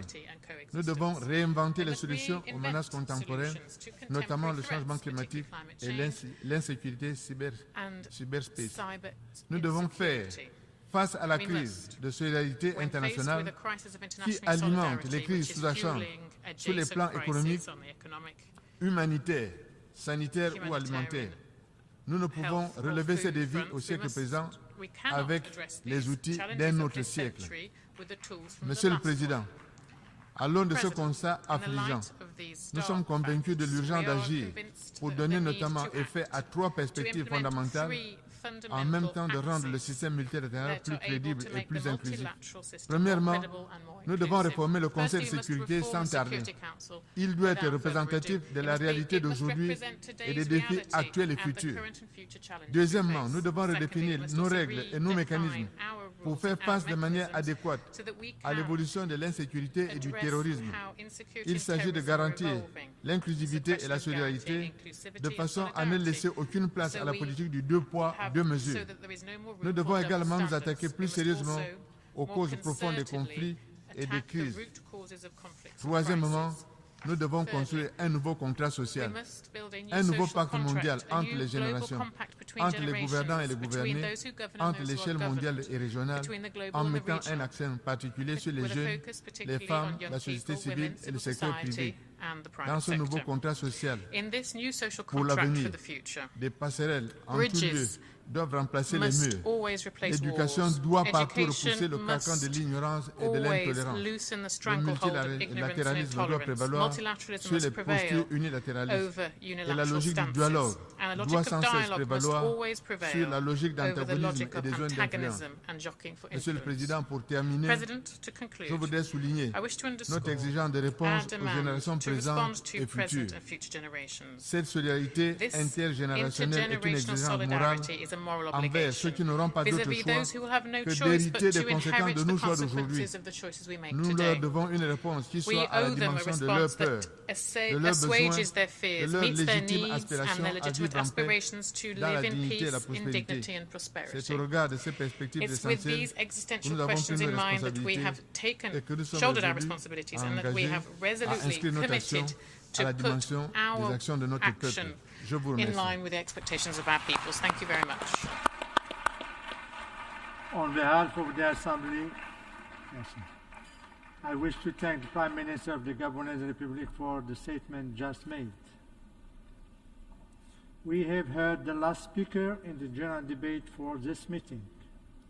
The 11th plenary meeting to continue with the general debate will begin at 3 p.m.